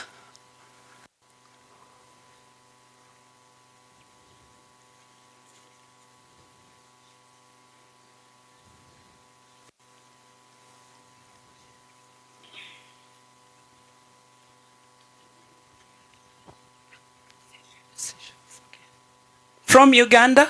I'm missing Uganda here.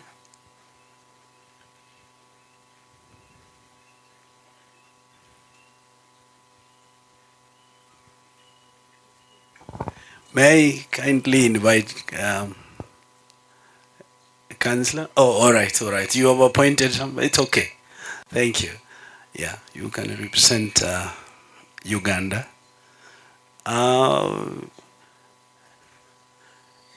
Esther, uko sawa peke yako ama unaita nani aje? Uko sawa? Sawa, asante.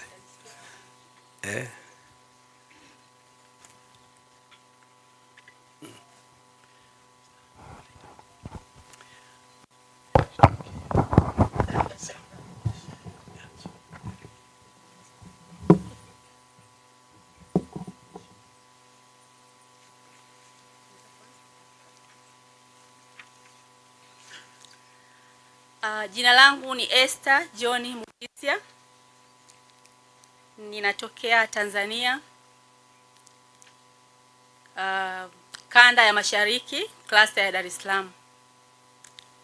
Ninahudumu kama mjumbe wa Baraza la Kiroho la Kitaifa. Kwa niaba ya Baraza la Kiroho la Kitaifa la Baha'i wa Tanzania, ninaomba kufikisha salamu za rambirambi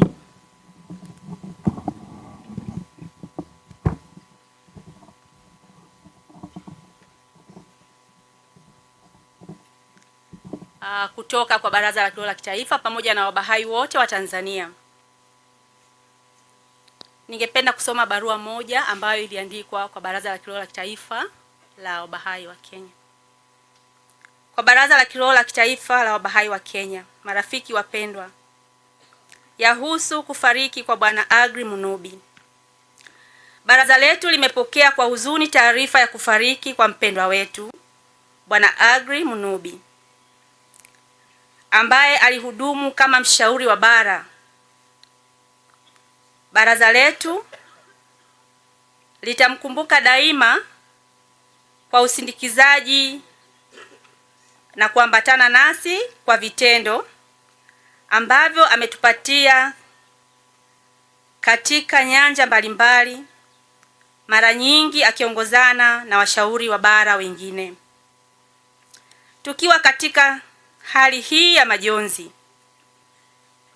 tukielewa wazi pengo kubwa ambalo ameliacha kwetu sote, tunapata faraja tukikumbuka ahadi ambayo maandiko yetu hutupa kuwa kifo ni mjumbe wa furaha. Na tunaomba Mwenyezi Mungu kwa rehema zake amjalie mpendwa wetu furaha hii. Tunaungana na wengine katika kuombea maendeleo ya roho ya mpendwa wetu. Tunaomba mtufikishie salamu za rambirambi zetu za upendo kwa familia yake na jamii nzima ya marafiki huko Kenya, pamoja na salamu za upendo wa Kibahai, Baraza la Kiroho la Kitaifa la Bahai wa Tanzania. Marafiki wapendwa, huu ni ujumbe kutoka kwa Baraza la Kiroho la Kitaifa. Lakini kama mtu binafsi, mjumbe wa Baraza la Kiroho la Kitaifa ambaye kwa kipindi cha huduma yake nimeweza kuhudumu na yeye, kwa kweli haikuwa rahisi, lakini tunasema sote tulitoka kwa Mungu na kwake tutarejea. Tunaendelea kuiombea roho yake. Mungu ampe kila ambacho kinamfaa kutokana na kile ambacho alikitenda hapa duniani. Asanteni sana.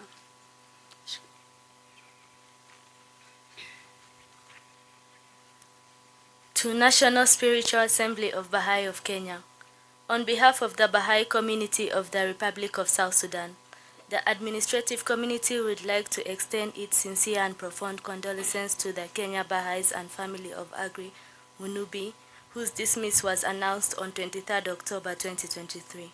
For us here in South Sudan, it has been a jaw-dropping and shocking news that made all of us tight-lipped.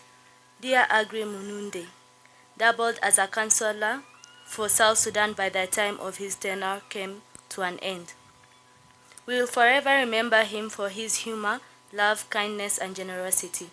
Above all, his unwavering commitment to the service of the cause of Baha'u'llah. May his humble soul attain the presence of his Creator unhindered. Yours sincerely, Dwight Nelson.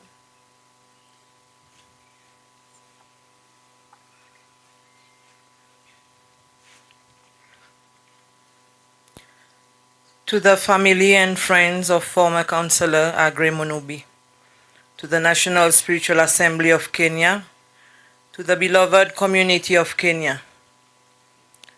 With a heavy heart, the National Spiritual Assembly of Seychelles wishes to convey its deepest sympathies and condolences to the family and friends of former Councillor Aggrey Munubi, as well as to the entire Baha'i community of Kenya. The news of the passing of former Councillor Munubi has deeply saddened us. His dedication, wisdom, and service to the faith have touched and inspired countless souls, not only within Kenya but also beyond its borders. We hold fond memories and immense gratitude for his invaluable services in Seychelles, where his tenure as councillor greatly influenced the growth and development of the Baha'i community here. His indelible mark on our community will forever be etched in our hearts. To his bereaved family and friends, we humbly extend our sincere prayers, asking Baha'u'llah to surround them with his boundless comfort and solace in this period of grief. To the National Spiritual Assembly of Kenya and to the entire Baha'i community of Kenya, please know that the Baha'is of Seychelles stand with you in spirit during this sorrowful time. We will offer heartfelt prayers for the peaceful ascent of former Councillor Munubi to the Abha Kingdom, and for the strength and unity of the community he loved and served so dearly. May his soul be surrounded by the loving embrace of the concourse on high, and may his spirit continue to inspire and guide us all as we strive to walk the path of service he so beautifully exemplified. With profound sympathy, the National Spiritual Assembly of Seychelles.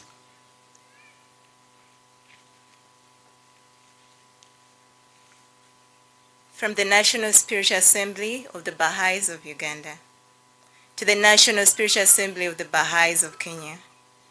Dearly loved friends, we were saddened to receive news of the passing of dear Aggrey Munubi, a devoted servant of the Blessed Beauty. Dear Aggrey will be remembered in our community for his warmth, humility, selfless devotion, and contagious smile. A smile regardless of situations was a permanent feature of his character. As the African continent grieves his loss, we will remember to pray for the progress of his beloved soul at the Mother Temple of Africa, as a befitting gathering is organized in his memory. May the Blessed Beauty bestow upon his family, loved ones, and your community strength during this difficult time. With loving Baha'i greetings, National Spiritual Assembly of the Baha'is of Uganda.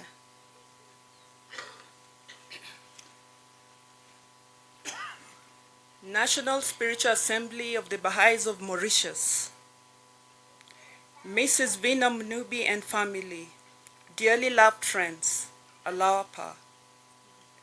It is with much sadness that the National Spiritual Assembly of Mauritius has learnt of the bereavement of our dear Mr. Aggrey Zeyazi Munubi. We wish to convey to you and your family our most sincere condolences in these very difficult moments. During the year 2016, Mr. Munubi was assisting Mauritius as a counselor. He had different meetings with the National Spiritual Assembly and the National Agency members at that time during the months of February and August of that same year. We fondly recall his affable personality, which was characterized by humility, selflessness, radiance, humor, and love for those around him. The National Spiritual Assembly has asked the community of Mauritius to offer prayers on his behalf. Please allow us to extend again our heartfelt sympathies.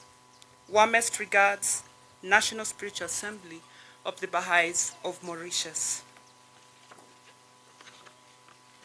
In the midst, we have some of the National Spiritual Assembly members of the Baha'is of Kenya. Can you stand and wave before I read the condolences? Kindly. Thank you, thank you. National Spiritual Assembly of the Baha'is of Kenya. To the family of Aggrey Zeyazi Munubi, Kakwema Baha'i Community, Kisumu Cluster. Dear loved friends, passing of Aggrey Zeyazi Munubi.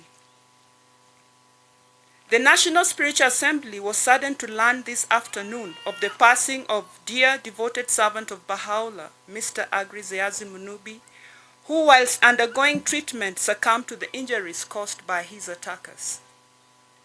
His long-time services as a member of Continental Board of Councillors in Africa, an auxiliary board member, and as a National Institute coordinator for Junior Youth Program, will be remembered by all the friends whose path he guided.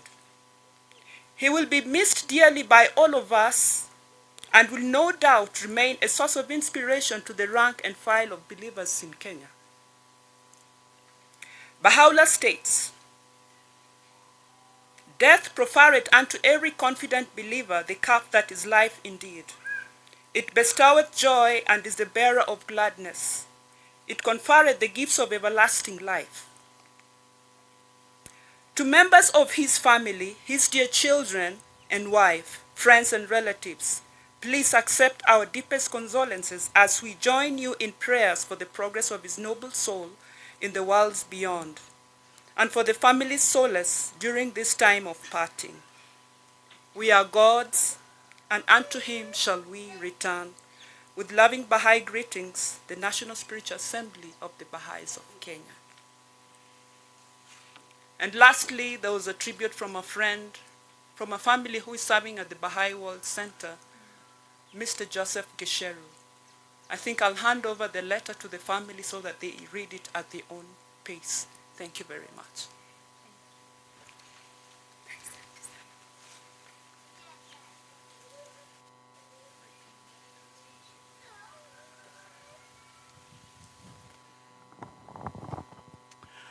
Thank you very much. The administrative bodies of various countries.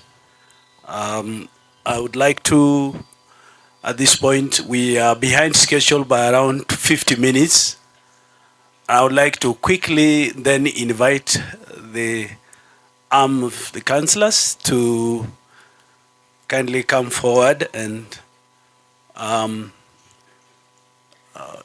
appreciate what we are going through. I have seen about 3 councillors here. Kindly, thank you. Karibuni sana. Asante.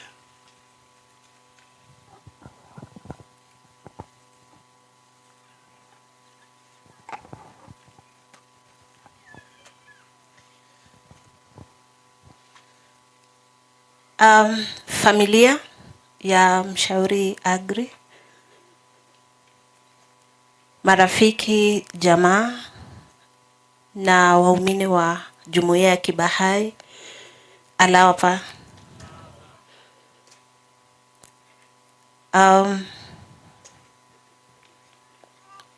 Sisi hapa tuna hudumu katika shirika lilohudumu Bwana Aggrey Zeyazi Munubi, na tunachukua fursa hii kutoa pole zetu na rambirambi kwa familia, na tumesikia mengi tangu kuaga kwa mshauri, na kila yeyote aliyeshirikiana na yeye kwa vyovyote vile, kuna kila ambacho Aggrey alimwachia. Kwetu sisi hapa ni kutembea katika nyayo zake, kwa sababu tunapoendeleza huu huduma, mengi sana tumejifunza kutoka kwake wakati ambapo alihudumu kama mshauri wa bara. Ndio tumepoteza, ila cha muhimu kuiombea roho ya Bwana Aggrey ipae katika umilele wa mbinguni, na pia familia kuwapa moyo na kuzidi kuwaombea, na jinsi ambavyo mjumbe wa baraza la kijiji la Kakwema alivyotaja, waweze kufuata zile nyayo za mshauri aliyekuwa imara katika huduma, wainuke zaidi kuihudumia hoja ya Mungu ili jina lake liweze kung'aa zaidi na zaidi. Nitachukua fursa hii kumkaribisha mwenzangu aweze kunena kidogo kwa niaba yetu, na kisha mwenzangu mwingine ataweza kusoma ujumbe wa rambirambi kutoka kwa mashirika mengine. Bi Nancy Oloro Roberts, mshauri wa bara, anahudumia Uganda, na Bwana Townshend Lehanda, mshauri wa bara, anahudumia Kenya, tunamfahamu. Bi Nancy atanena kwa niaba yetu. Hello, friends. Thank you so much for a wonderful program for a beloved brother. The passing of beloved Aggrey has been very difficult on us, and we can't even imagine what his family is going through, or what the community of Kenya is going through. We will like to remember Aggrey, as has been mentioned in the various letters of the National Spiritual Assemblies, as a very humble soul. Humility, a sense of humor, and really making each one as comfortable as possible in his presence. And our wish is that his legacy is a source of unity to the community. We beg you to dedicate your lives to the teachings of Baha'u'llah in the name of beloved Aggrey. I'm sure he'll be dancing I think of so many trips we had with dear Aggrey.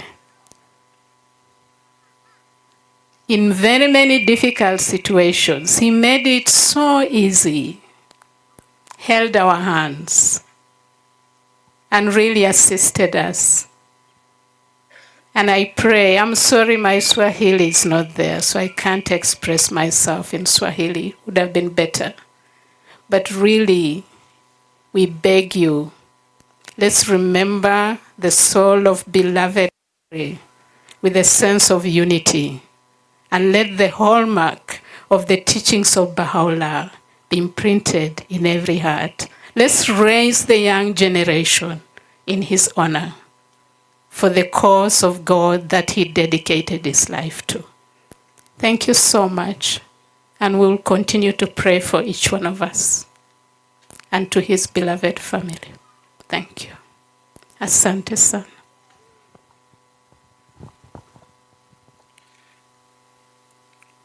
Continental Board of Councillors in Africa, 26 October 2023. The National Spiritual Assembly of the Baha'is of Kenya. Dear beloved friends, we are deeply shocked and saddened to learn of the untimely passing of our most cherished brother, Kaka Mpendwa Aggrey Zeyazi Munubi. His many years of consecrated service to the cause of the Blessed Beauty, including as a member of the Continental Board of Councillors in Africa, is part of the precious memories etched into our broken hearts. As we reminiscent about his noble qualities, his sense of humor, his ever-radiant countenance, and his contagious smile, qualities that will continue to be a source of inspiration for us and many others that cross the path with dear Aggrey. We will endeavor to rededicate our efforts in the coming few cycles to winning the goals of the 9-year plan in our continent in dear Aggrey's name. Please assure Mr. Munubi's loved ones that the Continental Board of Councillors in Africa will offer prayers for the progress of the noble soul of our beloved brother Aggrey, to plunge into the sea of light in the walls of mysteries for the solace of their broken hearts. With loving Baha'i greetings, Continental Board of Councillors in Africa.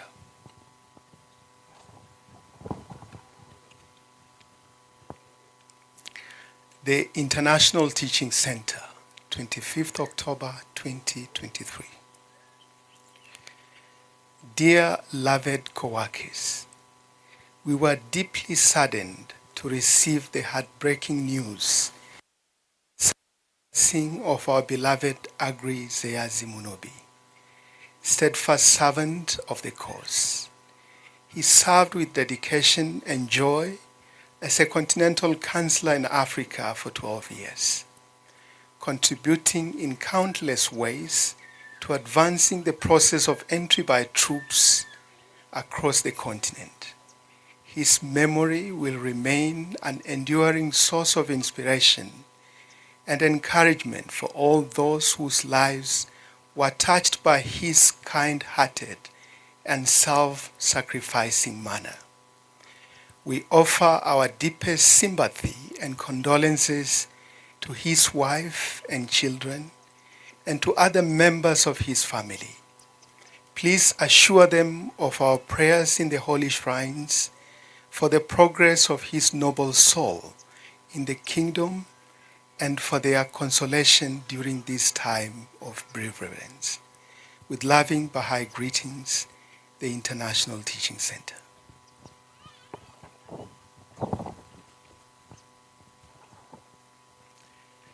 The Universal House of Justice, dated 24th October 2023, to the National Spiritual Assembly of the Baha'is of Kenya. We were grieved to learn of the tragic passing of Aggrey Zeyazi Munubi, a steward servant of Baha'i. His tireless labors to advance the cause of God on the continent, distinguished by his service as a member of the Continental Board of Africa for over a decade, are remembered with great fondness and admiration. Also recalled is his cheerful and energetic character. His unexpected passing has indeed been the community of one of its treasured members.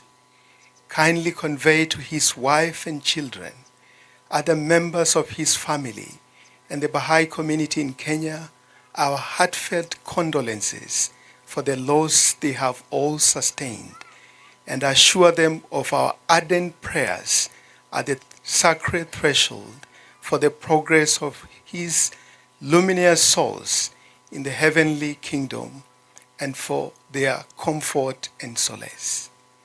We call for memorial gathering to be held in his honor throughout Kenya and advise you arrange a befitting service at the house of worship in Matunda Soy. By copy of this message, we also ask the National Spiritual Assembly of Uganda to hold a gathering at the Mother Temple of Africa, the Universal House of Justice.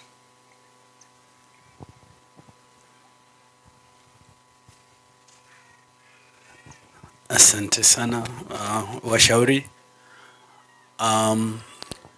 Kwa rambirambi zenu binafsi kwa niaba ya bodi ya washauri ya bara na vile vile kwa niaba ya kituo cha kimataifa cha ufundishaji International Teaching Center, na hasa sana kwa rambirambi za kutoka kwa nyumba ya haki ya ulimwengu ambazo tumepokea.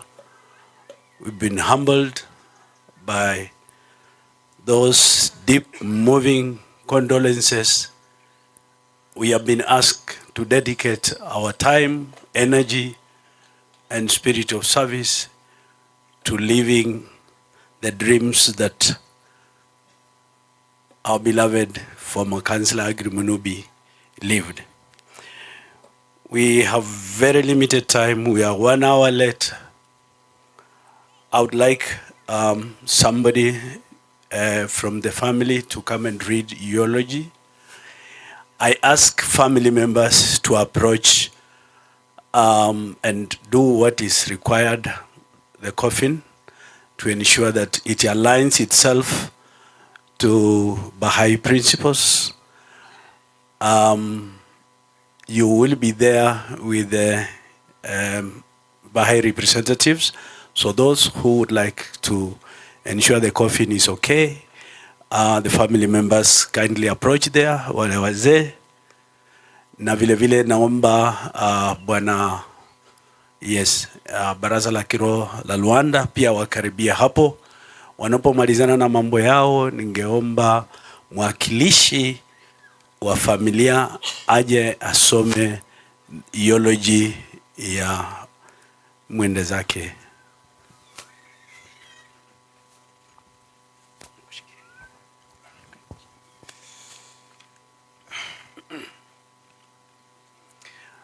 Tujiandaa a vote of thanks, alafu will proceed direct after this to the burial site.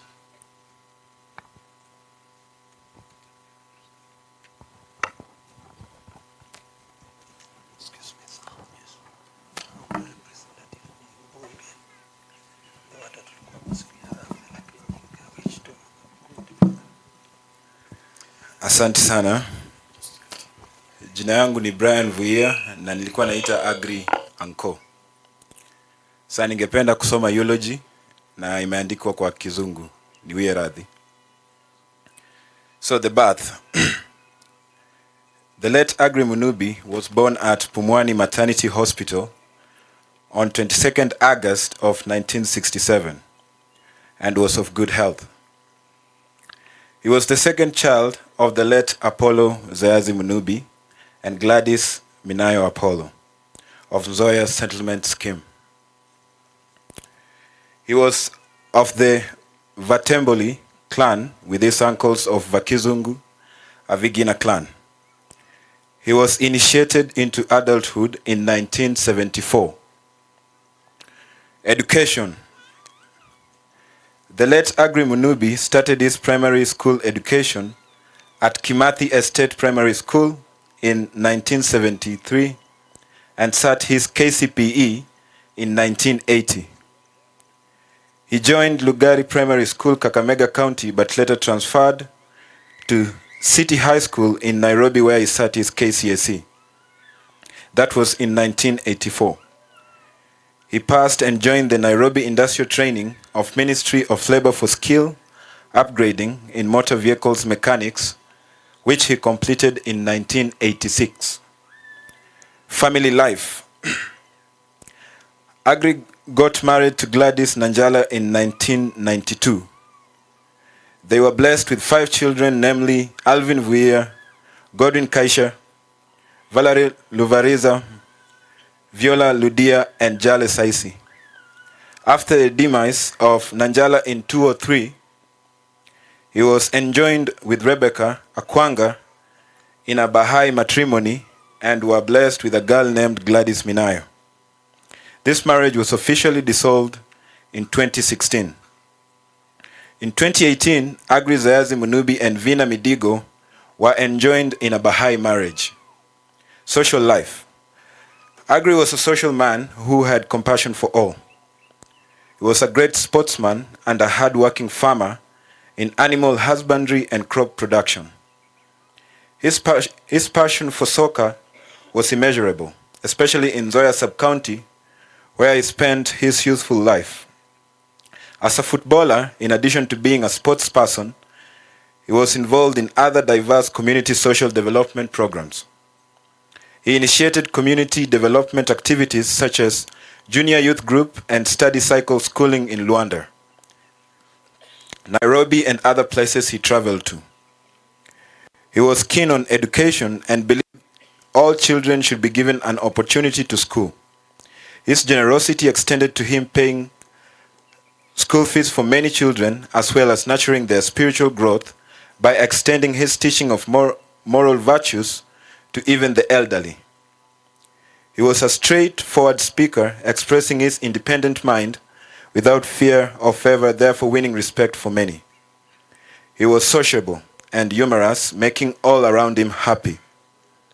He fervently dealt with challenges and controversies, helping people deal with social, physical, financial, and psychological challenges bravely. Aggrey was born in a Christian family, and his parents were from Quaker denomination. Baha'i life.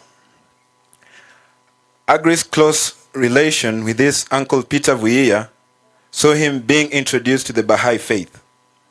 He embraced the faith of Baha'u'llah in the year 1994. The same year, he was elected to serve in the local spiritual assembly of the Baha'i in Luanda.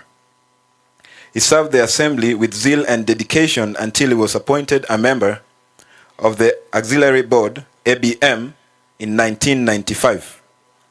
In the year 2001, Mr. Munubi became the first Regional Institute Coordinator for Northwest Region.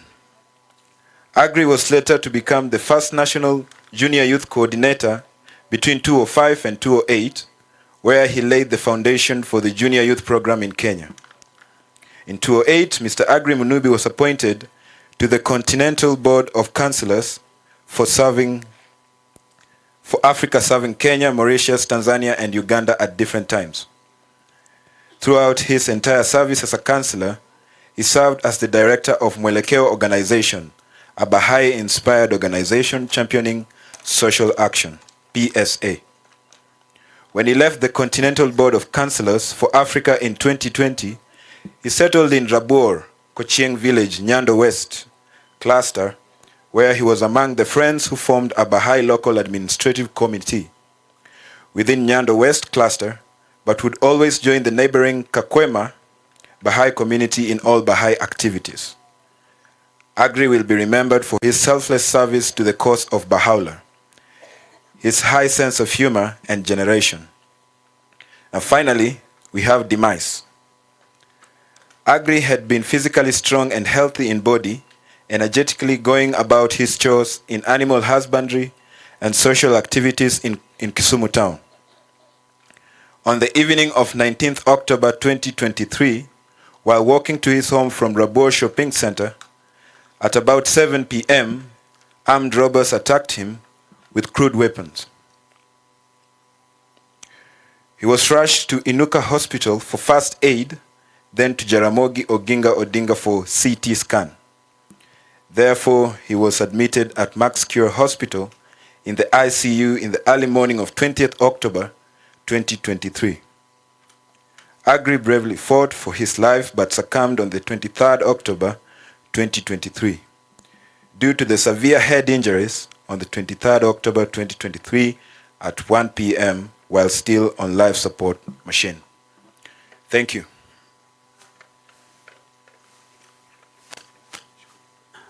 And thank you very much. Sasa shughuli zetu ndio hizo zinamalizika, na bila shaka mara kwa mara mwisho ndio matatizo yanaanza kutokea kidogo.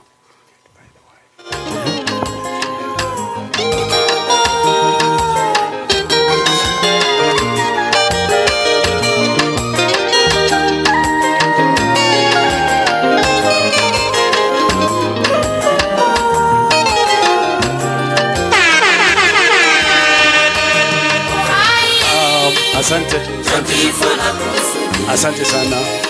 Tunajua kwenye hii program kuna tribute ya mama na watoto, na walishaongea na walishasema. Kwa hivyo kwa wale ambao watasoma mtasoma kwa makini zaidi, lakini wote walishapewa nafasi, wamezungumza. They are comfortable. Sidhani kuna matatizo yote. Vile tulivyosema, sisi tunaheshimu uwepo wa serikali. Kuna mwakilishi wa mjumbe wa eneo hili nataka kusema jambo moja, alafu naomba Bwana Edward Munubi aje atupe vote of thanks, alafu sisi wote tutaelekea kwenye eneo la kaburi. Asante. Asante sana Master of Ceremony, jamii yetu ya Baha'i,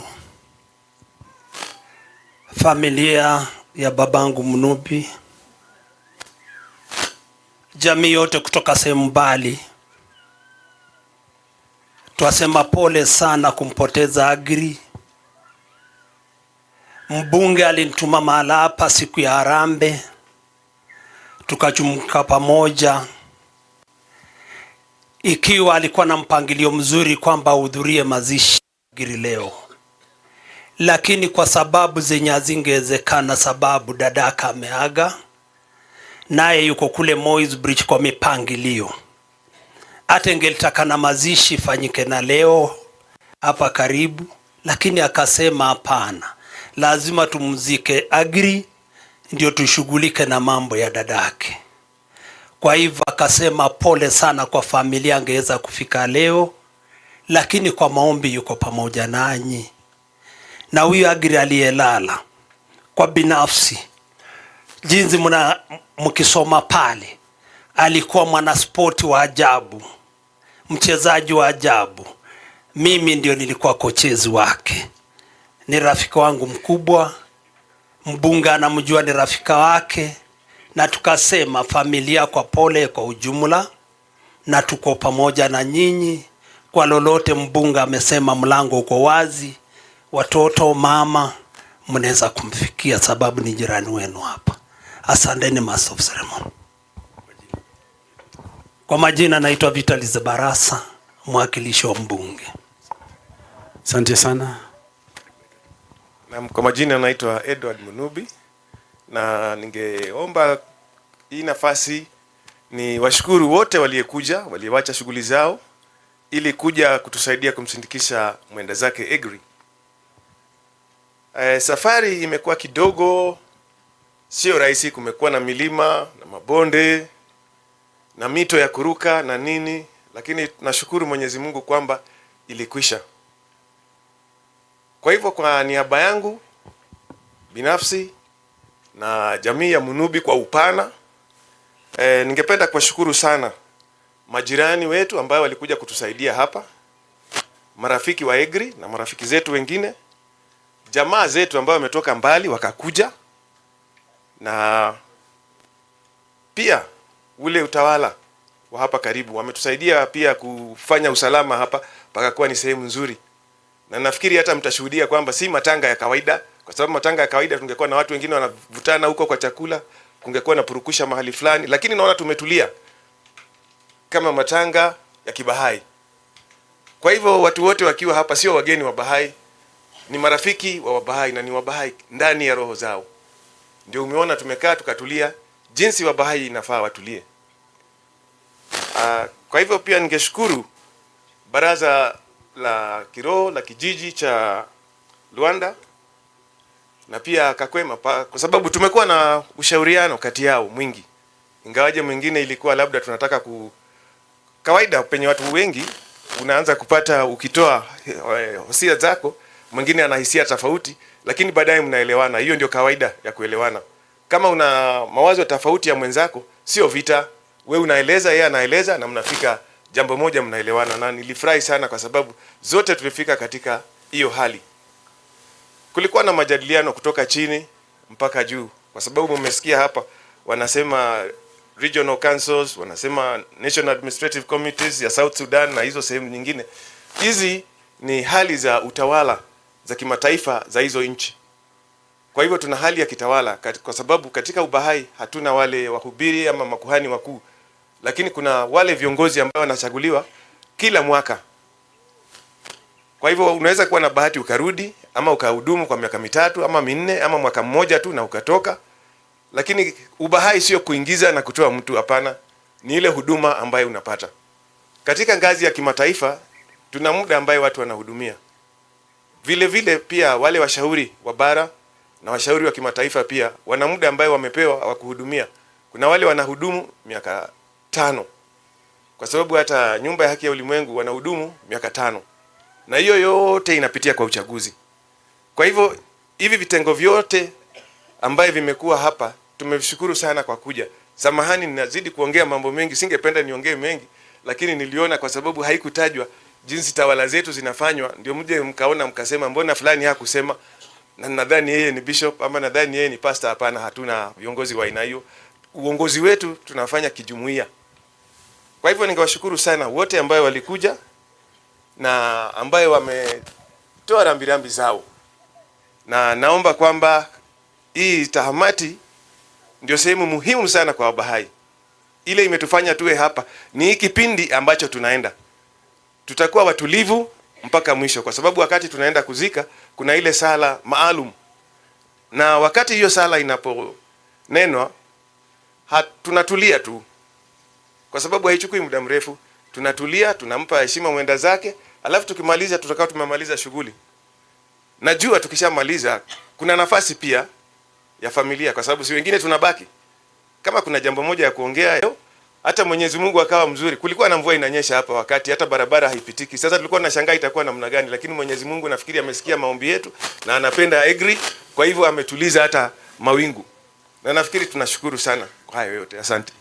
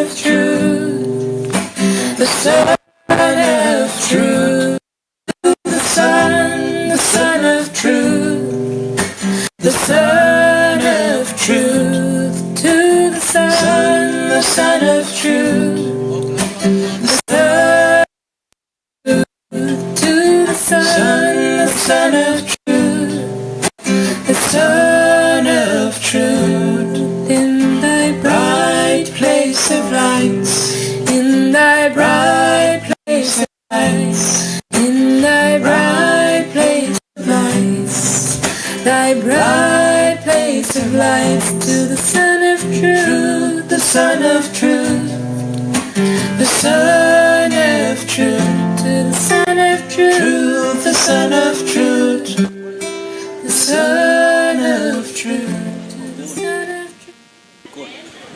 Kwa hivyo tunaweza kutulia. Naomba tutulie kwa ajili ya kupata sala ya faradhi ya maziko. Asanteni. Mungu wangu, huu ni mtumishi wako na mwana wa kiume wa mtumishi wako ambaye amekuamini wewe na ishara zako, na ameelekeza uso wake kwako wewe, akijitenga kabisa na mambo yote ila wewe. Wewe hakika kati ya wale ambao huonesha mwenye huruma kabisa. Tendee ewe msameheaye dhambi za watu na kuficha makosa yao, kama istahilivyo mbingu ya ukarimu wako na bahari ya neema yako. Mpe ruhusa ya kuingia ndani ya mipaka ya rehema yako kuu mno, ambayo iliyo kuwepo kabla ya msingi wa dunia na mbingu. Hakuna Mungu ila wewe, msameheaji daima, mkarimu kabisa. Alawapa, alawapa, alawapa, alawapa, alawapa, alawapa. Sote hakika tumwabudu Mungu. Sote hakika tumwabudu Mungu. Sote hakika tumwabudu Mungu. Sote hakika tumwabudu Mungu. Sote hakika tumwabudu Mungu. Sote hakika tumwabudu Mungu. Sote hakika tumwabudu Mungu. Sote hakika tumwabudu Mungu. Sote hakika tumwabudu Mungu. Sote hakika tumwabudu Mungu. Sote hakika tumwabudu Mungu. Sote hakika